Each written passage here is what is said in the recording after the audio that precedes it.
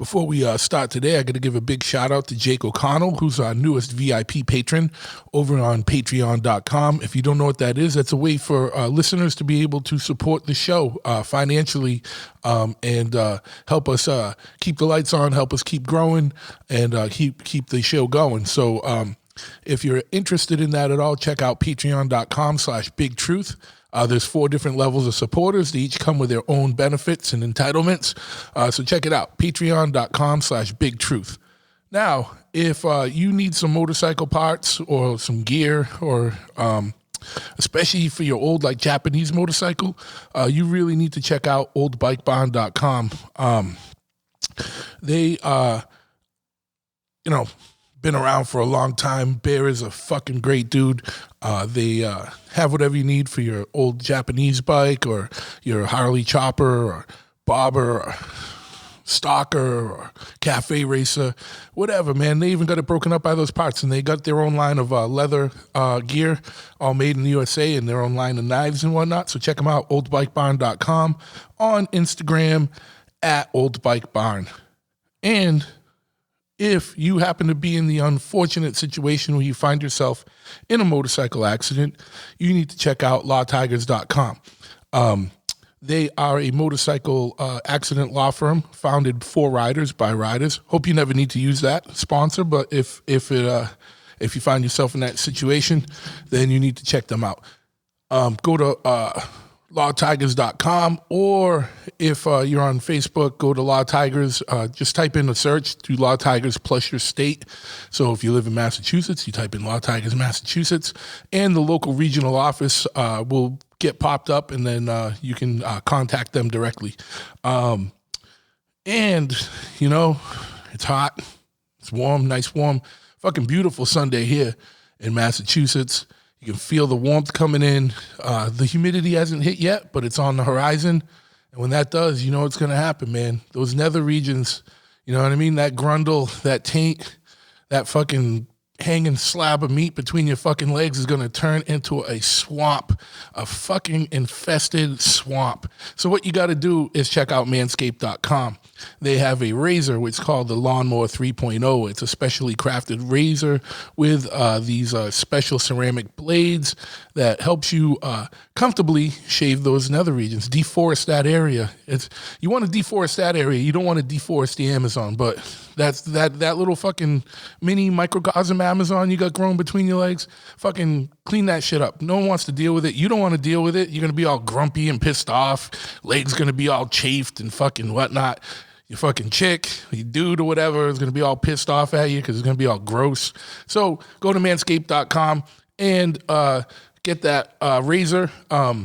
You can go to town down there, and you will not nick or scrape or cut or anything unless you go full fucking force, which, you should never do down there.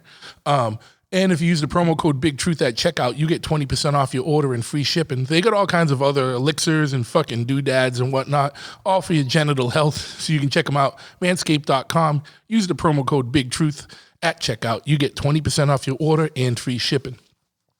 Now, if you're in the market for some CBD, which is legal in every state, there's a lot of options out there, like especially the last year or two. There's fucking CBD companies all over the place. Go to your local bodega or a fucking convenience store, and there's probably 10 different things lined up, and it's hard to tell what's garbage and what's good. But I can tell you need to check out Cradle Lake Clear, because their shit is 100% legit. Whether you got anxiety or trouble sleeping or fucking inflammation issues from an injury, go to Cradle Lake Clear at cradlelakeclear.com and get their CBD oil. They have all different kinds of strengths and flavors and whatnot, all legit, all fucking made from the best stuff, no garbage, no mess, no fuss. Check them out, cradlelakeclear.com. And if you use the promo code BIGTRUTH at checkout there, you get a percentage off your order. I believe it's 20% off your order there as well. While we're talking about 20% off your order, you need to check out Omerta. Omertamia.com or Omertamia on Instagram, which is Omertamia, lifestyle and clothing company run by 2 of my good friends. and it's the most legit one on the market. I can tell you that with absolute fucking certainty. So check them out, omertamia.com. If you use the promo code Big Truth at checkout, you get 20% off your order there, right? So just throwing 20s around all over the fucking place. But yeah, but for real, like, you know, whether you need a scarf, you need hoodies, you need jackets, you need a fucking shirt, whatever, check out omertamia.com. Best designs going. And you know what I mean? Just totally legit shit. So I can't even say enough. Now, if you're into like weird and rad, fucking bizarre shit, like you like reading about or watching documentaries on serial killers, or you like stoner doom metal or fucking punk hardcore, you're very antisocial, you like collecting street weaponry, you're into the occult, some fucking weird shit, you know, you like psychedelia, fucking, or, you know, any weird, bizarre, you know, arcane shit, you need to check out my man Zach Doom's company called Heavy. And you can find them at Heavy Clothing on Instagram or heavy.bigcartel.com. They got, you know, whatever, you know, they got all kinds of rad designs, you know, apparel. They have some antisocial, nefarious wares that you can also pick up. But yeah, make sure you check out heavy.bigcartel.com or Heavy Clothing on Instagram. If you are into motorcycling and building bikes or riding bikes, anything, you got any interest at all in bikes, you need to check out chopcult.com. They're the biggest information clearinghouse and fucking message board out there for motorcycle riders and enthusiasts. They got a huge online message board that's broken up by topics, so it makes it easier to find, you know, more information about what you're interested in or talk shit with people about what you're interested in. They got a classified section where you can buy, sell, barter parts.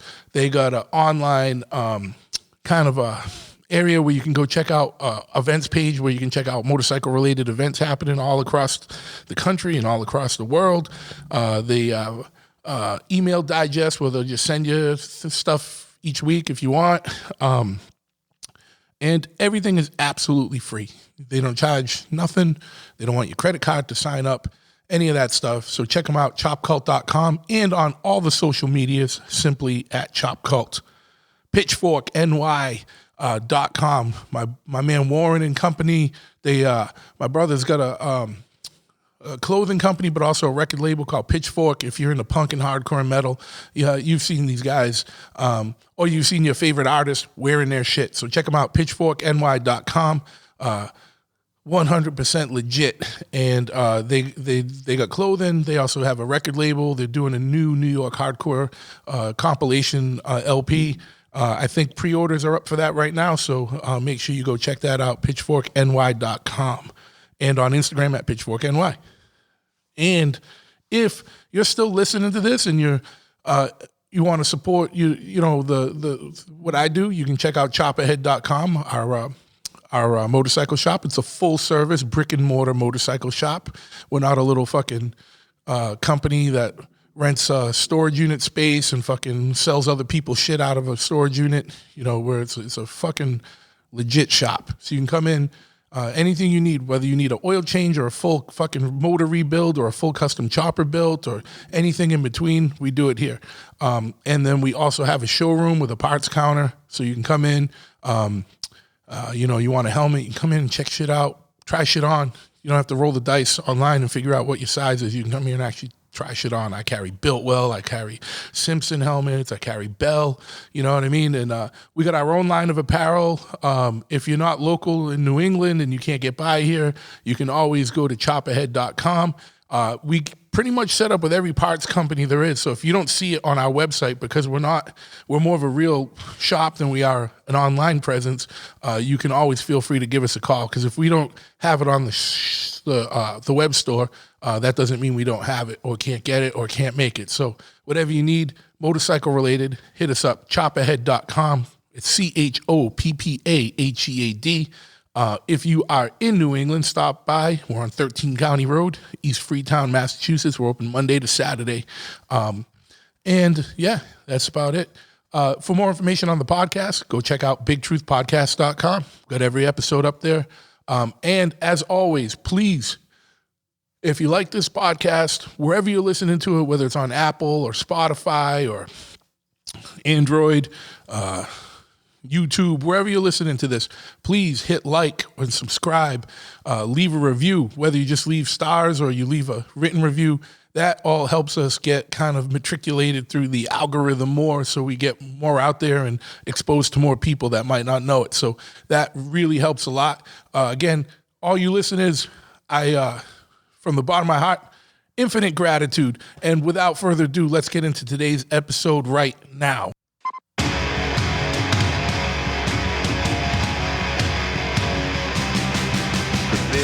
Truth Podcast. Laying down the hatches! Get ready! Ignition sequence start. 6, 5, 4, 3, 2, 1. We have a liftoff.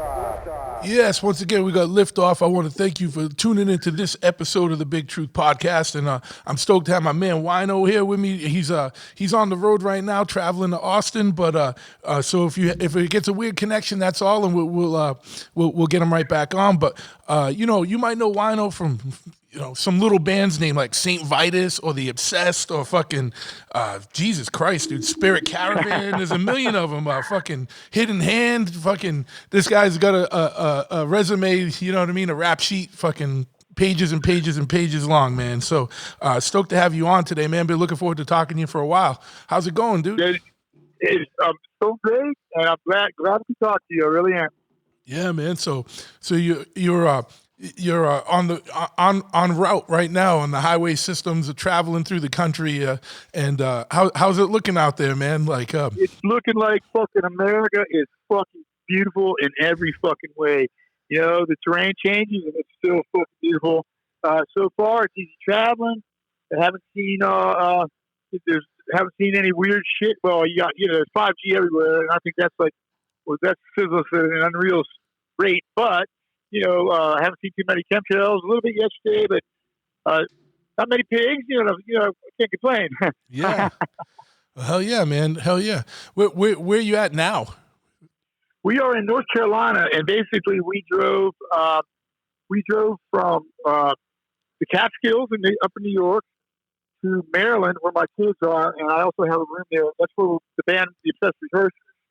And so we drove there, stayed the night, and then we drove all day yesterday, most into the night to middle of North Carolina. We stayed in North Carolina, and now we're headed to Atlanta to see my mother. And then after we see my mother for Atlanta, that's going to be today, actually. Tonight, we're headed to fucking Tejas, baby, and that is one of my all-time favorite places. Yeah. And it just so happens to be where my dream bike is now assembled. Yeah. I saw Matt post a picture of that thing. I was like, fuck yeah, dude, I'm so glad he's coming on now, because before we even talk about music, that's what I want to talk about. You're fucking illustrious panhead, dude. That fucking thing's beautiful, dude. Yeah, thank you, brother. I'd love to talk about it. Initially, I bought the bike in Maryland from my motorcycle guru at the time. This cat is a little bit older than me. He had a bunch of bikes. This is the first guy that has a VL. He's had an Indian girder. He's got an Indian girder on his knucklehead chopper. Badass. He's got the Kinkery seat with the stash, the gun, and the tools on the side. The Kinkery seat with the stash in it. Yeah. And this dude is kind of like my mentor. The only thing about him is that he likes those bikes where they don't sit level, man. Something about a chopper, man. I like my bike sitting level, even if it's got a long front end. Yeah. So there's a lot of guys that like to put long front ends, but not rake them, so you're kind of sitting back a little bit. But you want to be. It's an interesting look. It isn't. I know that's kind of traditional in a way, but if I'm going to do that, man, I'm going to go rake. Like the next bike I'm going to build, I think it's going to have a little bit of stretch. Yeah. It's going to have a little bit of stretch up, and it's going to have proper rake to trail with that stretch. Yeah. Because I like that look of a little bit stretched up. I do. Yeah. No, for sure. But I know you're talking about, I like to kind of sit level too. So if I have a long bike, I want the rake right, so that the rake and trail right, so that the bike is still sitting level. Or I just like a short bike, like a rigid with like a stock length Springer on it. I think is always like a good look to me. Yeah. I had another rolling chassis that I actually bequeathed to my drummer It wasn't an entire motorcycle, but the engine and the transmission were of questionable origin. Yeah. So I sold that. I sold that to it. Basically, it's pretty beautiful. It's 2-over. It's got a 2-over wide ride, and it's got the 1.5-inch eighths that are built into the riser. Yep. And I bequeathed it to my drummer, who's a short guy. He thought it was going to be out too much. He sat down and it fits it fucked perfectly. So, but yeah, my particular bike now, I've got a coffin tank, and I love that tank. Old school square coffin, but I know they don't hold much gas. You know what I mean? That's the only thing about a chopper usually is if you want to put a big tank on there, it looks like shit. Yeah. No, it's true. It's true. But also, I mean, I'm a little bit behind you, but sometimes on a rigid chopper, it's all right. You don't want to have 100 gallons of gas on there. You need to get up and stretch and fucking walk around a little bit after riding the rigid for a little bit. You know what I mean? Like, it feels good to get up like 60 miles, 70 miles, get off that thing, stand up for a minute. Yeah. The funny thing about that bike, because I got long hair, is I'll be riding to let's say Oak City Bike or whatever, Maryland, and I'll be getting past like I'm standing still by these books. And 6 feet Harley. Yeah. So I took this festival, park, everybody crowds at me. Oh my God, I used to have a bike just like this. Oh man, my hair used to be as long as yours. Blah blah blah. And then on the way out, screws broke down. Yep. That's me. You know what I mean? That's fucked up. Yeah. So that's what I like. I mean, it was really cool. Some years ago, Chopper Dave put a couple of pictures of St. Vitus, and then me and my bike, we kind of do that to take a picture of my bike when I just finished it for the first time in Maryland. That was really great to be in the back page of the Dice, man. That was like fucking. That was really no, absolutely. Cool. Dave's a good friend of mine, man, and he knows music. Like that's the best thing about our worlds right now is that like there's such like a overlap between like the punk and metal and hardcore scenes and motorcycles, like, because to me it's the next progression of that shit. Like it's all like loud, dangerous, fucking antisocial shit, so it was like a natural progression to be in the both for me, you know what I mean? And it seems like that way with a lot of dudes. Like when I first got into bikes, it was still like a lot of the old we call them graybeards. Now I'm becoming a graybeard slowly. You know what I mean? I'm a fucking graybeard. Yeah. But it was like the graybeards that were into bikes when I got into it. They were like still more like the Rolling Stones type dudes. You know what I mean? And like the old school guys. And now like a lot of the everyone I meet on a motorcycle, like everyone knows like St. Vitus or like even fucking whatever. You know what I mean? Like everyone like listens to like some kind of music. Some kind of like underground music. So it's the universal language, man. It really absolutely. is. Yeah, I mean that's the perfect way to say it right there. Universal language, absolutely. I mean, luckily, I've been fortunate enough to be able to travel the world, and I've had very thank Vitus for that, the SS too. But Vitus was really the band that was my biggest band, the band that took me to most places, farthest. But I could be anywhere in the world, like anywhere. Fucking, you be walking out the street in fucking Paris. And I could be in like bumfuck Florida, and somebody usually says, "Hey man, fucking love your shit." I mean, that's my reward right there. That is my reward. I mean, it's never going to be sacks of gold on the table like mom wants to see. It's going to be the fact that somebody calls me and says, "Hey man, you changed my life." That is really the reward. And I realized that a while back. I mean, of course, everybody needs money, blah blah blah, but I'm kind of weird that way. I'm kind of like, get it off me quick. Yeah. But dude, like, just to kind of like, just to like play off of what you're saying, dude, it's funny that I'm talking to you because, like, I got into like the punk, like when I was a kid, I grew up on metal, like, because that's, when I was a kid, like Kiss and Black Sabbath, shit like that. And then when I got into middle school, I started finding like skateboarding and punk rock and hardcore shit. And like, in the mid 80s, it wasn't, it's not like there was no internet. So like, it was harder to find out about shit, Yeah, so my introduction to St. Vitus is when I was probably 13 or 14, like 85, 86. And I bought that record just because like I was just getting into shit, into punk.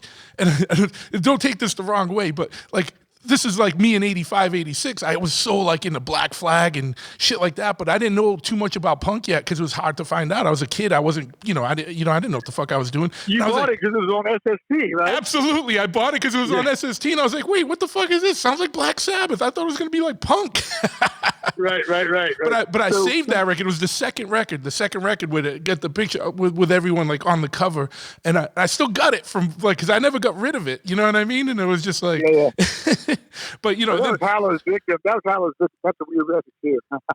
So like that must have been crazy for you guys, man, because like rolling around like people might not have been as ready for that, back then. Like like. Well, check it out. I joined the band. The first singer that now is the singer now again, but he was in the band at first. He did the Black record was the first record. He did Hallow's Victim, and he did the White Stallions EP. So he was the first singer, and then I replaced him right after those dudes had done those long Black Flag tours. Yeah, so all about it, man. As a matter of fact, the singer told me recently that because maybe he had well, actually, because of the original singer, it's why I ended up joining Vitus. Because he got oil spotted by accident in Roanoke, with Vitus was traveling with that band, The Brood. The Brood was, I think, Amy was the drummer for Suicidal, I think. Okay. Or No Mercy. One of my dear fans, the drummer, Amy, had another band called The Brood. Yeah. One of those Venice area bands there, yeah. Yeah, I think they were SST. Well, however they were on, Vitus was on the bill, was on the tour. And so Vitus, they were headed towards Baltimore. That's my top of ground back then. Well, not Baltimore, but Maryland. And basically, in those days, of course, there's payphones. And the way Vitus traveled was like a 2 dudes driving low, or 2 dudes driving, shotgun. Then the gear was all the way from them back and had a little tiny loft built up to the top of your street. You couldn't even stand up or sit up. You just lay there like it was all top. So basically, David pulled in to make a phone call late at night. Scotty got out to take a piss. David didn't know he left. Got back in the fucking van and drove all the way to fucking Maryland from Roanoke, which, I got probably 3.5, 4 hours or something like that. Yeah. So, they managed to triangulate Scotty after we got half by the fucking Virginia cops with this long, like, Goldilocks hair and all this shit, barefoot, nothing. He just got out of the van, and they probably got back together, but they missed that Baltimore show because of all that value, but they stayed in the front of pad. And this dude is the dude who turned them on to the Obsessed. Okay? Now, Scott Riegers already knew he was going to lead the band as singer, so when they came back through, they played DC. I went down there. There's like 5 people there. And we were like round fans. And then, they didn't have any money or nothing. I remember giving them money out of my pocket, so they could get to the next city. And that's when the singer asked me if I would replace him. And I said, well, I'd love to do it, but the leader of the band wasn't into it. Chandler said that I looked like a quote, bag, unquote, because at that time I had a pineapple haircut. I had a pineapple haircut. I told him, it's just a phase, brother. It's just a phase.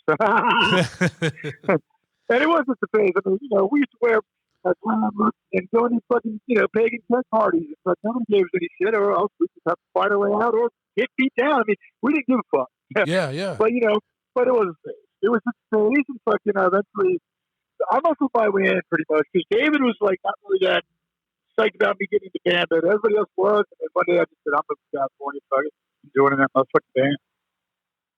Yeah, man. Yeah, that was just. Yeah, no, that's crazy rundown, man. But yeah, and I kind of I miss the days when because in the late '80s, it always seemed like shows were a little more mixed. Like you might have a punk band, a hardcore band, a metal band, and that was cool because it always exposed because it just wasn't enough of us doing shit. So but it wasn't very cool at the beginning, not at all. That's what I was getting to. I forgot my story, but yeah, it was really hot. They were really hostile. Like I missed that though. Yeah, I joined the band like right after that. When Vitus with Scotty toured with Flag. Yeah, and Flag was at their peak, and like sure the crowd, it was literally divided, especially in places like San Francisco or in some of the Chicago, some of the bigger cities. It was literally like there was a heavy skinhead presence. Oh yeah, they didn't like anybody, but they especially didn't like us. But they really. I've got a bunch of stories I could tell you about those days when we were playing. Like we'd always get stuck since we were on ST. We'd always get the call. hey man, somebody drop off the field. You play with Agnostic Front in San Francisco at bottom of the hill. Yeah. I heard about like you guys playing with Agnostic Front. Like Roger and Vinny are brothers, like to me, like and I've heard about that before. It's fucking. But here's the, they didn't dig it. And, they didn't like it, but they treated us fine. And I actually, Vinny Stigma showed up, and they were using rental gear. There's 250 watt heads there, really nice heads. And he like took me aside. He goes, "Hey man, how do you hook these two things together?" And I showed Stigma how to fucking link two heads together. And I was proud to do that, man. I was proud to fucking do that, man. Oh fuck yeah! But you know what I feel like though, like like Vitus, like I think you guys did. I don't know. I felt like it had to be this way because like Black Flag was so punk. Then they put Vitus is on SST. They tour together. Then all of a sudden Black Flag started turning fucking. They put out Process of Weeding Out and shit like that. Like you guys probably influenced Black Flag and fucking changed them. yeah, it's quite possible. I mean, Dukowski and Ian are the ones who like scouted Vitus. They thought that it would be cool, and I think it's pretty forward thinking on their part. Yeah. They thought it would be cool to get a band like Vitus on the label to kind of start to make it diversify it. Sure, absolutely. I think that was pretty good. But I'll tell you something right now. In Vitus, all the way up to the last day I was in the band, we always considered ourselves a fucking punk band. Yeah. In attitude. Sure. Yeah. Always. No. When you just small places, the crowd's rushing, you got to the singer, you got to throw a few elbows. That's my fucking thing, Yeah. And, and David gets out the crowd, get out the crowd like every night. Every night out the crowd was doing the Before Too Late thing and getting all pervy with the kids, all that kind of shit with his guitar. So, I mean, we always did a punk band. And there's been a couple times when we just had the full rank. Like, and we played Norway. The last time I played Norway, so I didn't make the last time, but we played Norway at the Festival Inferno, and for some reason, like, the promoter just decided to, like, cut us. It was like the last night of the whole festival. It's all punk. I thought we were going to be, like, shunned, really. Dude, when it came time to play, I walked in the room, there was like a fucking 1,000 people packed in there waiting to see Vitus. And the dude had told us we were going to wait for half an hour. We were, like, freaked out. He was, like, one of the buzzing, and, the Landry Berry was good. We had to have time to that. So I was at a set list that we were going to do, and I walked out of the crowd, and I said, "This is what we're going to play tonight." And everybody's like, "Yeah." I was like, "This is what we're going to play now." And I tore the other half off. And dude, the motor came down, and he's like, "You got to play as long as you want." And, we had to, sometimes you got to play hardball, these motherfuckers, man. Fuck yeah. So, what's going on? Like, what do you got going on? I know it's tough right now, and it sounds like, being in a quote unquote pandemic hasn't stopped you from traveling around, even though you might not be able to tour bands. What's going on musically? Are you doing anything more like, what's going on with like Obsessed and stuff like? Weirdly enough, man, it's really enough. You're going to be the first person to hear it besides the band, because I just worked something out last night. Basically, the Obsessed is going to do 2 new records for Ripple. We got a 2-record deal, and it's a fucking stunning, beautiful thing. And Todd Ripple has turned out to be one of my personal heroes. I mean, I did the acoustic record Forever Gone. That's right when the pandemic hit, and it's right when that record plant burned up too. The mastering place burned up. So everything's in the panic. And Todd tells me, he says, "Dude, we're going through with the record. We're going through with the same release date. I don't give a fuck." And you know what, man? That's why I got loyalty to that motherfucker, because that was really righteous. But yeah, 2 records with Ripple, and you can announce that the first record's going to be called "Designed to Divide." Nice. I can see where that's going. I can see where that's going. Yeah, it's going to be, there's a couple of real heavy songs on there. It's probably going to be some of the heavy stuff I've ever written. A song called Plague Spring. There's also going to be some normal, hope rock in there too for the Obsessed. I mean, I never considered the Obsessed really a doom band all the way. It's like Bodies is a doom band.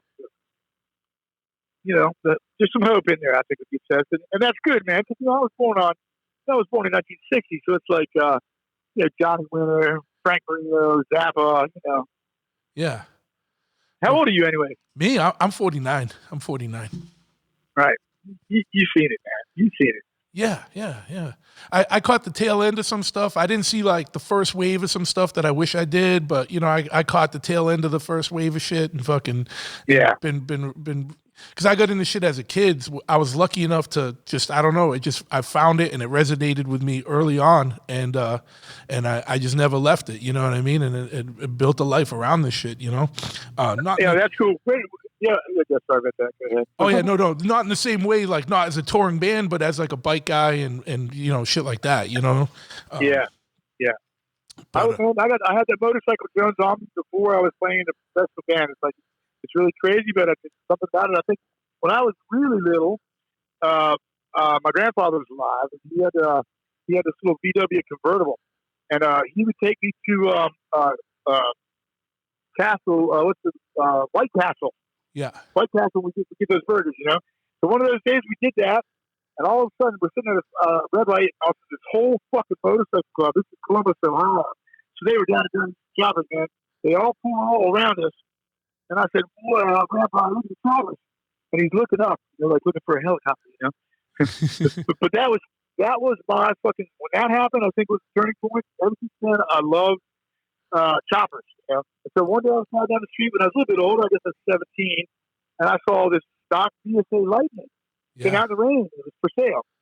The dude says, "Yeah, it's seized," you know, and he only wanted $400 for it. And my buddy, who's like pretty much the best, you know, the best mechanic I know, one of my oldest friends, he says, "Get it. I know what's wrong with it."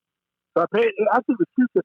I paid $250 for the stock VSA. You know, it had the cookery tub, had the oil and frame. Yep. You know. And it wasn't really my style. And he said, "I know." He took it out of his pad. We unbolted the bench. He put the engine on the bench. He took the head off, talked about the cover off, and he said, "Just what I thought. The condensation from fitting had formed a little bit of rust along the tops of the rings. He poured some gasoline in there. Said, let's leave it overnight." Went back the next day. Fucking kicked them right through. He said, "You're going to need rings, and you're going to have the Herndon pistons." And then he goes, "You better be careful. This thing's got a radical cam in it." So basically, I trimmed the oil and frame for a rigid frame with a bolt-on hardtail. Yeah. And it was really hard to find a front end for that frame. The frame had like a 60 nip, but I finally found a fucking tube, PSA tube that would work with that in the neck, because I think they were still ball bearings then. And so got that together, took all the paint down, painted it myself, octagonal oil tank and whatnot. And, you know, I wasn't the best and the most knowledgeable at the time, but I'll tell you, my first ride, okay? Fuck yeah. It had a hand gun. My first ride was at the top of the hill. His house had this one hill that went down, and then there was another hill, so you couldn't see who was at the bottom of the road. Man, and I jumped that fucking hill for the very first time, no one around but me, and I was hauled like a bat out of hell going out the driveway, and all of a sudden, I was face to face with the Pepco guys on the top, working on the gas or something. And dude, I saw that dude saw me coming over that hill. His eyes got like a stick saucers, and so did mine. And I didn't know you had to lean or nothing. I just leaned out of it, missed him, and I was off down the road. Dude. I was as far as I was almost hitting mailboxes to finally realize, whoa, I got to lean like a motherfucker this long for me. You know? But it was only 6 over 2s, you know, and I've never ridden another bike since except some kind of chopper. Yeah. Well, fuck yeah, man. And it's like, would you say that was a 71 Lightning? 72. 72, yeah. I mean, those oil and frame British bikes, fucking, they handle beautifully stock, but I've never been a fan of just the way those frames look. You know what I mean? And I know. BSA, yeah, I totally agree with you. You know, a BSA though top, I think looks cooler than a Triumph because it's taking the smooth rock spots. You know. Yeah, we used to call those motors the power eggs because they were like so rounded. The motors, like, you know what I mean? They call them the power eggs, like. But yeah, man, we used to do here. We used to do a ton of Triumph and a couple of BSAs, but mostly Triumph stuff, man. If next, you know, when you're out on the road again and you're coming through Massachusetts, I have you come by. I got some historical like old vintage British choppers here and stuff, and cool, and a bunch dude. of shit. I looked at your stuff, man. I looked at the bikes, you know, they're on your splash page. Yeah, you're really doing some nice shit. I mean, I did 3-minute Triumphs, and especially the ones that, like, if I'm not mistaken, I know the Honda, the really old Hondas went down to like what looks kind of like an AM Savior frame, but almost as rigid. They got a little shock. Didn't the early Triumph units see that too? They weren't quite rigid. They had a little shock there, didn't they? Like a fucking AM Savior frame, kind of sort of. What? Oh, like what? Like the rear shocks there, like the Eamon Savior style. like the real old like Triumphia, didn't they have like a tiny little shot there where it has like the lines of the hardtail, but there's actually like a little shot, like sort of like an old Honda or Oh, like the yeah. AM. Yeah, Yeah, no, I know Yeah. what you're saying. Yeah, yeah. yeah, like the Amen Savior frames, like you see in the old Easy Riders, which is like it basically was a real frame, but it had a small little shot back there. So you got the line. So I guess they worked pretty good. I talked to somebody who had one for a trial recently. He's trying to sell it. I don't know. I still might try to wrangle that bike. Yeah, you know what? Like, it's weird. Like with those Amen Savior frames, like I know they made a lot of dudes with Hondas, like in Triumphs and stuff used to run those. But all of them I ever saw, like they ended up getting slugged. I guess those springs might have worn out quick or something. I've ridden them, like, but I've never owned one, so I've only taken them for quick rides and stuff, like customer bikes and whatnot. But I've heard from people that have had them that they end up like slugging them, so they get a little more rigid because like I guess it can be a little squirrely on turns. But I don't know. I don't know. You told me that. Yeah, I don't know from personal experience, but just from secondhand accounts, But like, I didn't have any for any significant time. I've just kind of rode them up and down the street. Tell you what, that's what I need to hear because that's the same thing when everybody was really psyched up on chrome molly. Like everybody was doing these chrome molly front ends, and it turns out that chrome molly, once welded, got extremely weak, and it would crack like right near the weld. So chrome molly, like if you look like I don't know, it's like I have like late 60s and early 70s like street copper hot bikes from way back in the day, and you see the ads in there for like the old companies like Cheetah making the crazy feet and shit like those triangular headlights and all that. Yeah, shit. Aris and AEE choppers and shit like that. Yeah, that's right. AE, that's right. And you'll see the chrome molly. Everybody was like trying to sell that as like the best front end material. Well, it turned out to be the worst. And also there's adjustable rakes. Yeah, and there's adjustable rake front ends that are death traps. So I guess people learn. People learn. Like people used to slug front ends to extend them, and you know what I mean.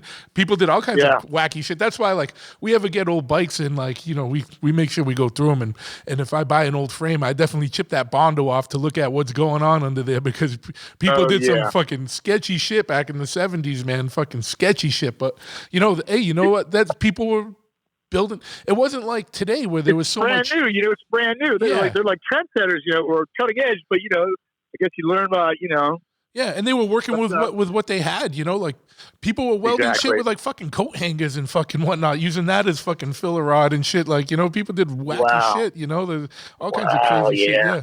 But like I remember hearing people like talk about making their ape hangers out of like fucking shopping carts and stuff, like cutting the bends off of shopping carts. Old chair legs. Yeah. Yeah. You have that book. You haven't seen that book? I think it was Danny Lyon. Oh, the bike riders. Yeah, I got that book. Right. And they're talking about that. You can see some of those early fucking ape hangers. They were literally like, bar stools turned upside down. What?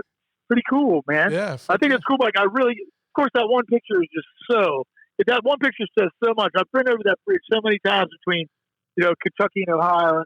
And, the guy crossing the bridge with his helmet on the handlebars, looking behind him, like, you know what I mean? Yeah. That's the picture, man. He's running for us all. That's what Lyon said. And that's intense, man. That's a good one. Oh, fuck yeah, man. I love like a lot of people like really like a lot of the 70s shit. Like my shit is like 66 to 69 when bikes were still wacky, but they weren't like super stretched yet. Like they were just like tall and wacky and shit. Like, like getting bob, starting to get the bob trip. Yeah, and chops, but like maybe not like super long chops, but like, they might have the stock springers, but like super tall bars and like big goofy sissy bars and shit like that. Like I love that shit, man. Like the shit you'd see in like any of the old like any of the old fucking Roger Corman fucking biker movies from like 66, 67. Oh yeah. I've been like, man, I'm pretty knowledgeable on that shit. I love them all. I was getting ready to send you a picture of my bike right before we started the interview, but I think you'll probably dig it. I don't know if you've seen any pictures that Matt posted, but I saw the one Matt posted. I was digging the pipes. I was like, yeah, this dude's on some fucking radical shit right now, dude. and he handed me that 60 bar. He goes, yeah, it's going to be tall. But I didn't know it was going to be that Yeah, yeah. Well, yeah, it was just because I know we were talking before, but like just shout out to Matt Jackson over at Jackson's Choppers, man. He's doing you proper. He's doing you proper, and he's a good dude, man. Really solid dude. I like that dude a lot, man. He's a solid person, and he's a music fan. That's how we met. And then we started talking about the bike. Once I went to his first shot, after that, then I wanted him to be the dude to hold my hand once I built that bike. You know what I mean? And yeah. He did a lot of fab shit for me. It's really cool. He fabbed the push bar. He fabbed the foot clutch and the brake pedal. He made a match. He fabbed the jockey tip. So this is actually going to be my very first bike with a foot clutch. It's not truly a suicide because I still got a front brake. So yeah, I might hang on to that for a minute. Yeah. It's all right to stop, man. It's not bad to stop sometimes. And I feel like for me, I feel like a foot clutch bike is a rite of passage. I've never ridden one. So and dude, when I get that bike, and fuck yeah, man, because like, and that's like, because I don't want to say this in a way that's gonna upset people, but there's like younger dudes now that are too fucking lame to do that. Like, you know what I mean? And your first one, you're never too old. That's all I want to say is like, you're never too old to get on some rad shit, man. This is what Matt said. When I told Matt that I was determined to have a foot clutch, just have my mouth strap, and he said, you live this long. Because I'm 60. I'll be 61. I'll be 61 in September. So yeah, well, fuck but yeah, I feel like I'm 35, dude. I really do. Absolutely, it's a number, man. It's all about your mindset. Like you're It's about the mind. You're right, dude. You're so fucking right. I wish that I would have known about you, some months ago, because I was plowing around New Hampshire, Massachusetts a little bit, but I'll get up that way again. Yeah, oh no, absolutely, man, absolutely, I'm upstate a lot too, so I definitely, we'll be in contact on that stuff. But you're welcome to stay at our pad. We got a big, beautiful old pad. We got the extra guest room. It's right on the stream, up in the Catskills. I mean, I can open up my back window of what I call my office and just shoot my foot gun right at the window. Do it all the time. That's fucking rad. Yeah, I'm the same way, man. Like I've always for most of my life until like basically 3-4 years ago, I always lived in the city, I lived in Boston, I lived in Providence, I lived always lived in cities and Tucson, wherever. And then, now I live in the woods. Tucson? You live in Tucson? Oh, I lived in Tucson in the 90s. Yeah. For killer, dude. I love that town. I wish I bought property then, man, when you couldn't give it away back then, you know what I mean? And now now it's fucking crazy, but I fucking, now I'm still in Massachusetts, but I'm like a little bit out of the city in a town called Freetown, and it's like an old swamp Yankee town, but I'm in the woods and I fucking love it, dude. The same type of thing. I don't know what it is. The older I get, it's just the antisocialness creeping in where I just want to see the woods. I don't want to see people anymore, and just because people suck, man. It's like we like animals more than me and my girl. We like animals more than we like people. Really, I mean, yeah. Every now and then you meet really cool people. Like-minded people that like, for example, I mean, this must have been destiny because, like, we're on the same page about pretty much everything, I can tell. And, and that is really special, too. Like, I saw him right before he got the book, and it was interesting because I called him and I said, hey, can you come down? You bring me something, whatever. He came down and he looked really kind of a little bit different, and he said, I just passed out. And I was like, wow, he looked a little troubled, and immediately after that, I heard that he got Bitcoin. Yeah, I don't know. Yeah, that was really. Yeah, and shout out to Zach from Heavy, dude. That dude's a survivor, man. He went through all that encephalitis shit. Like that was no joke, dude. The mosquito, right? Yeah, encephalitis. Yeah, and that happened right after he passed out. I know he passed out.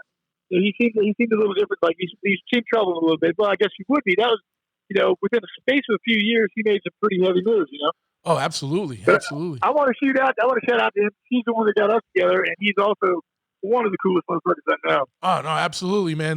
That dude, that's the thing about this stuff, like in music and motorcycles especially, like you still meet real motherfuckers, and when you do, you're stoked because instantly, like like you just said, you're on the same page about a lot of shit right off the rip. You know what I mean? And it's like, and it's refreshing, man, because I think we're becoming more and more dinosaurs by the day. You know what I mean? And there's less and less. It seems, so, but it's still like the same shit, man. It's rad, man. Like, and that's why I do this podcast, man. Like, a lot of it's like friends of mine, and then I meet rad people, like, and have an excuse to talk to them about shit. You know what I mean? Yeah, but it's getting the word out, because the word is really truly passion, and the word is love and loyalty and friendship. You know what I mean? Those are qualities that fucking some people these days just don't seem to understand. And, Exactly. I will tell you a funny story about back now. Back in the MySpace days, Yep. Robert, now that most one days, I'm looking for an original, new stock original drag specialties coffin tail light. And I got this email from this chick, and she's like, "I got one. I'll bring that next show." And all of a sudden comes chiming in, "Wait a minute, that's mine." And it was Zach, because like that was his ex. And he's like, "I just she was selling his shit, yeah. Yeah, dude. So of course when we met, we were instant friends. You know what I mean? And I really dig his style of bikes too. I really dig his style of bikes, and so he's been a good ally ever since. Yeah, they do, like out there, they do that cool, like, I don't know what the name is, like sometimes people call it like St. Louis style, but it's not, it's just whatever, like those real tall boy bikes. I love those things. Meaning tall boy, meaning what? 50 bar tall? Oh, no, like a lot of the guys he rides around with, like they do those tall bikes where it's like a lot of stretch on the tube, like on the down tube, like the tank looks like it's in front of your face a lot of times. You know what I mean? Yeah. I fucking love that. I love that too, but as long as the bike sits level. But to do that with stretch like that, I mean, I know there's some assets that fit there. My panhead trail is really, really good the way it is. I think I'm not sure it's 8 or 10. I think it's 10 over. Springer, I know it's a Paco. I'm pretty sure it's a Paco. Let's put it that way. I'm pretty sure the frame and the Springer are a Paco. But it trails right. I know it trails right, but there's one little a newer kind of exit ramp near one of my buddy's houses. It's kind of brand new. And they lay next to that rock. So it's the only place where I will start the basketball on that motorcycle. And I know that they poured it wrong, it's weird. It's really strange when that happens, because you're like, what the fuck is going on, Yeah, well, that's the thing, man. These are old machines, and fucking that's the beauty of them. There's always, it's like, they're easy to work on, though. I swear to God, they are. Even though if you break down, you might not be able to find. Even a Harley dealership won't work on. No. They won't. There's some dealers that won't even work on anything that's over 10 years old. So they're not even working on the early twin cams anymore. Some dealerships, not all. You know what I mean? Wow. But I mean, if you're broken down on the side of the road, you'd rather be on a panhead with like a fucking carburetor than you would on a brand new fucking Street Glide or something where it's all computers. Oh my and shit God! Like that. It's going to be a sensor. You buy a brand new bike, be down in the middle of nowhere. You won't start one day because you burn out a sensor. I think that's crazy. Yeah. I mean, I've had little problems at night with my bike that have been very simple, but that have completely caused me to call sensor. And all it was the condenser, the little nut that holds condenser on tight. It had backed off, and then vibration would spin it back so it would connect again. So I'd be riding around, and all of a sudden I would lose power on ride. I don't get power again. It was the weirdest fucking thing. But you know what? My buddy was pretty knowledgeable. So he's the same dude who told me, after I fucking ran my bike into the fucking side of my shed, I said, something going on with my clutch. He's like, your clutch nut has come loose. Yeah. I was like, yeah. And my other buddy's he was full of shit. He's full of shit, but that's exactly what it was.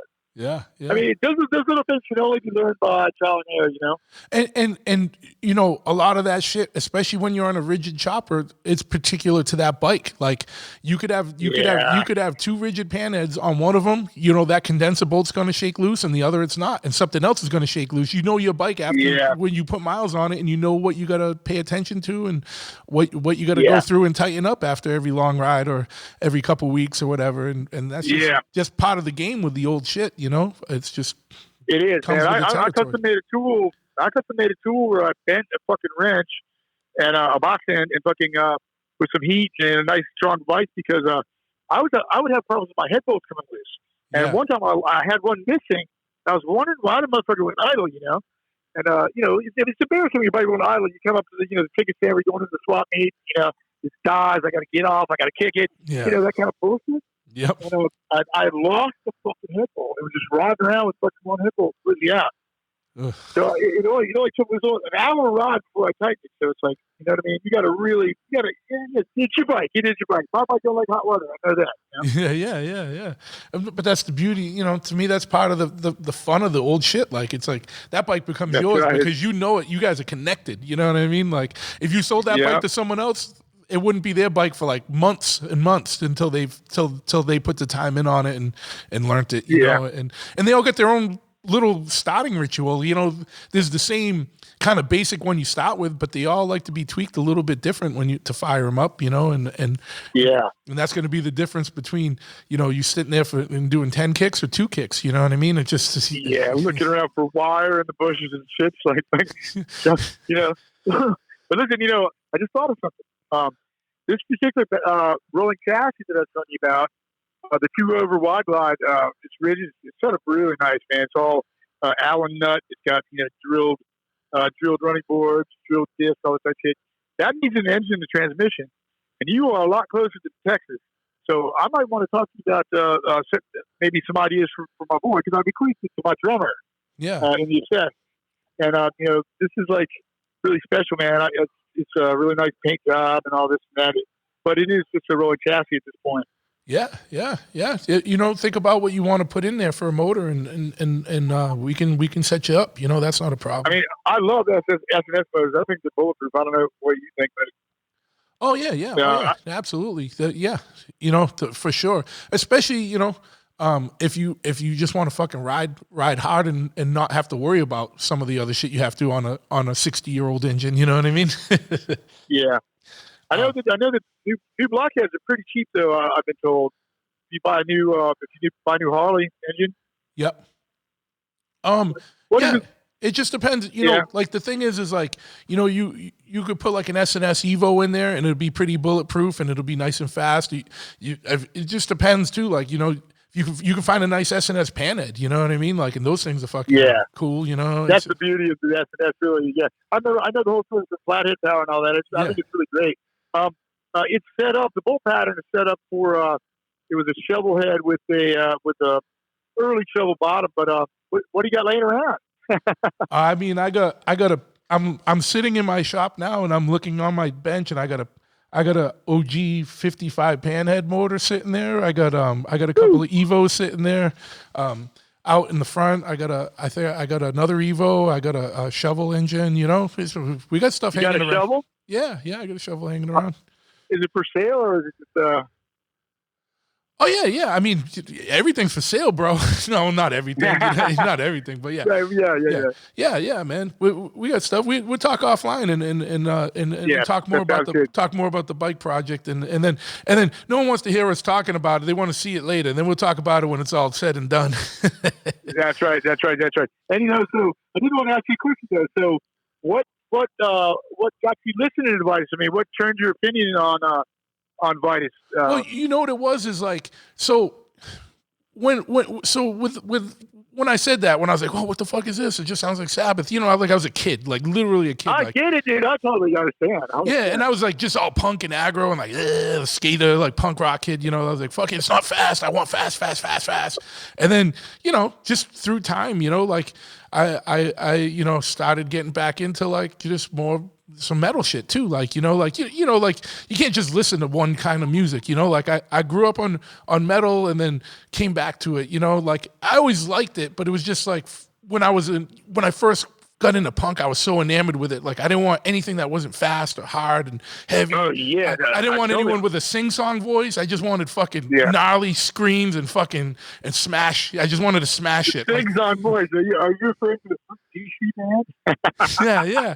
And then later, you know, I just started getting back into shit. And then like I started getting back into like, you know, and I had friends that were like listening to like Rob is an old friend of mine. He's an old hardcore kid, and then he was playing in Solace. Yeah. And we had Solace play some of our parties here, and you know, cool. and then he's in Trouble and stuff, but you know, and I just started listening to shit again, and I dig shit like Church of Misery. Like I like all kinds of shit, you know what I mean? And you know, I started listening to Vitus. It's really that passion, you know. It's really that passion. You know, the visceral stuff, the slow, like the sadder stuff, like melancholy stuff, Yeah. the sadder chord progressions, that kind of stuff. That's always been in me. I don't know what it was, but that's always kind of been my favorite stuff. But man, when punk rock first hit, man, I was insane. It's like, I had the Pistols records, I had all the damn singles. Fucking, I loved. But what really got me in was the stuff that had a little bit more low end. Like I really liked SSD Control. Yeah. I really liked, of course, the Bad Brains, original Bad Brains. Sure. I saw them. We played with them in the Roar days. Fucking, That's awesome. that's another story. But anything that had a little bit more low end, like SSD or Discharge. Yeah.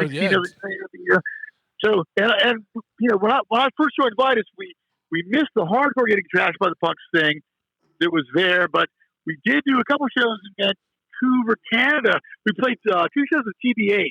Okay. And the Cro-Mags were supposed to warm up too, or actually we were supposed to play first, and they were supposed to play, and then Cro-Mags and then TBH. But the Cro-Mags couldn't get in because they were Canadian border was fucking with them because of their gear and all that type of shit, Canadian border fucks with a lot of people, it seems like. I got a lot of friends that can't go to Canada. Yeah. God, I'm not supposed to be able to go to, but I didn't last year because when you pull up at the border, earphones out, phones off, you got to look right at the dude. When he's asking somebody a question to your driver, he's asking everybody the question. Everybody's got to make eye contact and give him a little respect. Yeah. Man, I swear that's what it is. I really think that's what it is, man. Probably. That authoritative figure wants a little, whatever little respect they can get. You know what I mean? Yeah, and hopefully their computer is down. Yeah. But dude, I'm persona non grata in Canada, only because of one joint of marijuana in 1984 that I paid to have expunged in the U.S.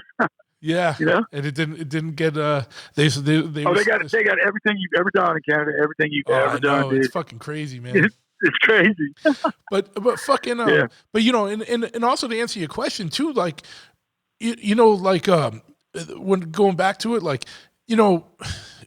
when I like my boy put me on a Hidden Hand, because he's like, dude, you should listen to this. He goes, this dude from St. Vitus, but like all the shit you talk, your political shit, he goes, it's all on this record too. Like, you know what I mean? And then like when I listened to it, I was like, oh shit. And and I was like, fuck yeah, man.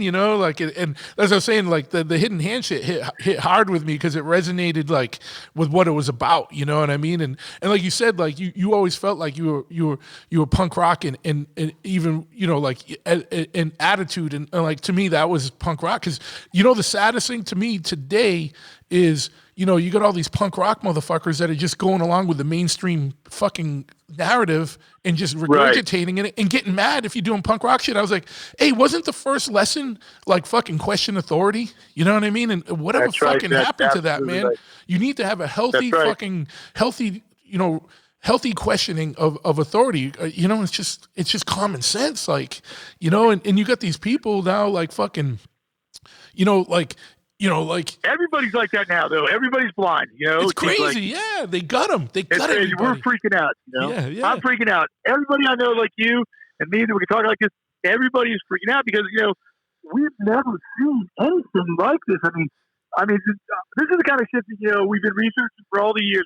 All the stuff that I can call my research, which is like reading about all the nasty shit that the governments do or the people in power do. It's like all the stuff.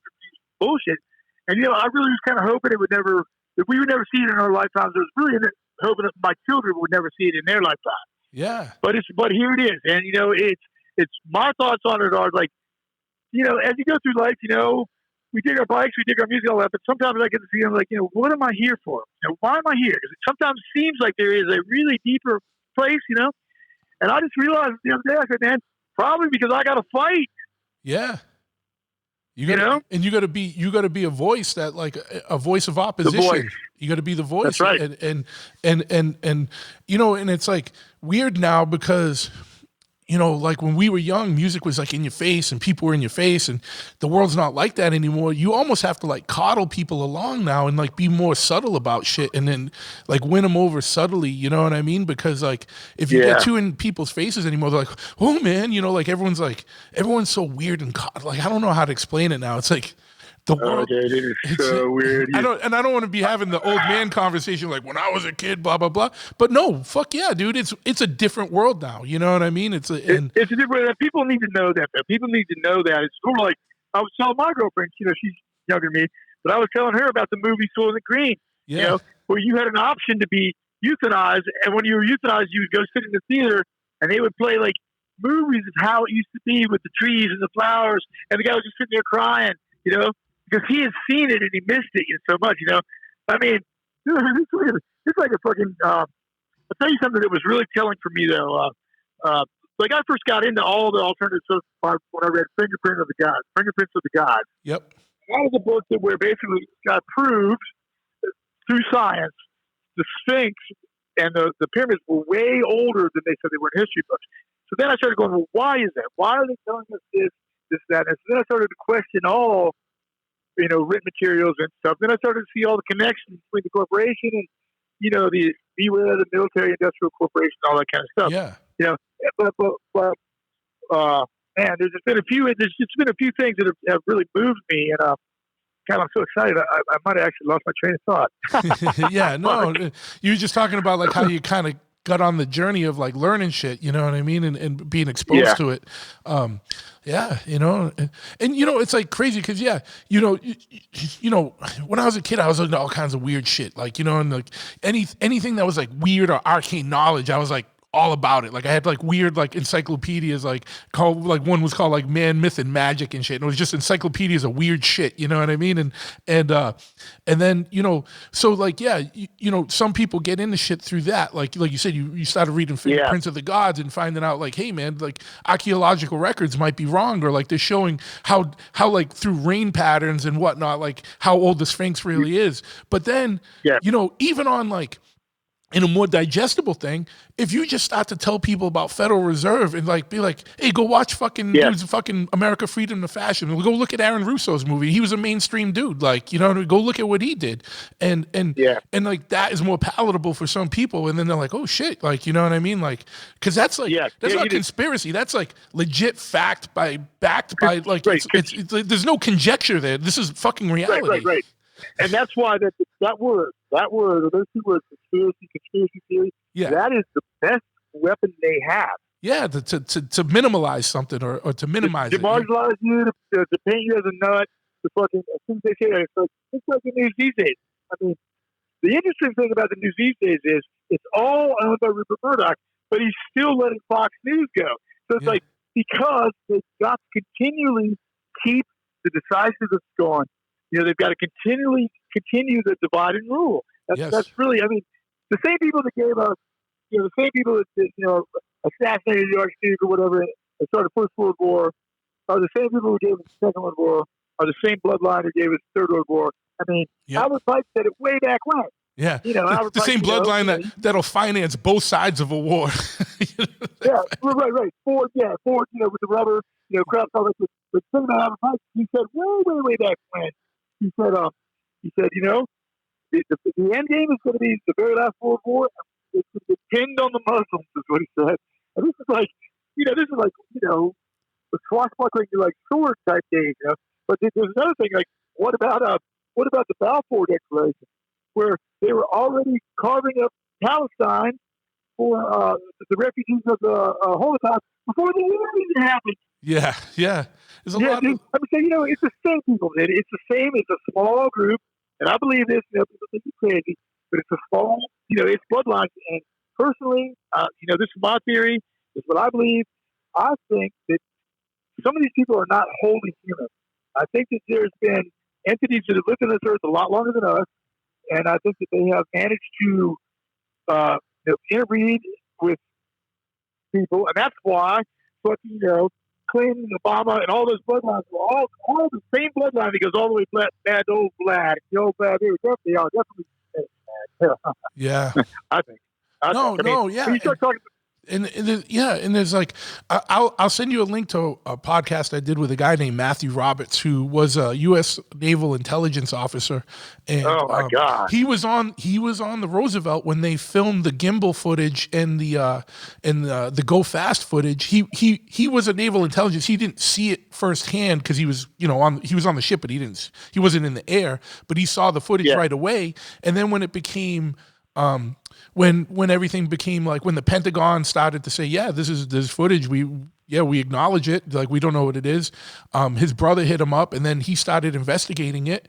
And once he started investigating it, like shit started getting real. Like things started contacting him and fucking with him. You know what I mean? And when you say when you say there's other things on Earth, like, or in other intelligences or whatnot, that's what he got into. And I had another one with another guy who was on the TV. He used to do UFO investigations, and he was on the show Ancient Aliens, but he'll only do like archival research now. He won't do live investigations anymore because he got fucked with by things. You know what I mean? And I know where you're going with like bloodlines and things. But the Dulce thing, the Dulce New Mexico thing is really interesting. And another one of my personal heroes.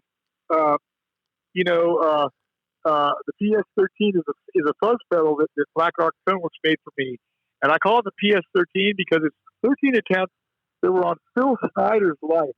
Now, Phil Snyder was a right wing, his whole family was officers, military dude who was a military geologist with top secret clearance. Basically, what his job was is he would drill the starting holes and get the excavation started for dump bases, underground military bases, strengthened ones. Yep. Okay, so the government told him. Do you know about this guy? I've heard of him. Yep. And this is an amazing story. Okay, check that. So basically, the first thing they would do, the government told him, okay, we need a base under the Dulce in New Mexico. That's in New Mexico. Archuleta Mesa, not with Dulce. We need a base there. So they went there. They drilled. He said the first thing we would do, we would drill 2 holes straight down here. Then they would bring in the machine. It has its tunnels. It fuses the dirt and stuff that is moving into glass, makes the wall. So you never have to take any dirt out, right? So basically, before they got that in there, they drilled 2 holes. And he said that this black fucking shit came out like a smelly good believe. Basically, what it was is the government knew this nest of old graves lived there and had a tunnel down anyway. He said that the Black Berets what saved his life because they had a firefight with these graves. Yeah. And one of the graves had some kind of weapon. It went in his body, in his foot, it came out his hand, and it burned the toes off. Yeah, he was missing fingers and shit from that. Right. So you know about this dude, right? But when he went rogue, okay, he thought that after that, he realized then what was going on, and so he decided to become a whistleblower. It was like on the MUFON and all that, right? Well, they tried to kill that motherfucker so many times, but the interesting thing is you can still see on YouTube his main talk where he's talking about geology, and he's showing you actual samples of metal.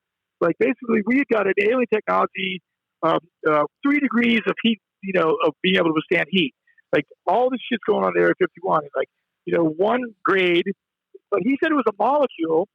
It was a triangle with no equal sides. It was what crystalline molecule looked like, and it was made up of stuff that we have here and that we didn't have here. So, but he said that the Greys gave it to him, and it enables him to have 3 strengths. Like you can go kind of close to the sun, you can go pretty close to the sun, and you can fucking fly past the sun, and it would still withstand the heat. And he said that shit would slough off when it was cooled down like raindrops.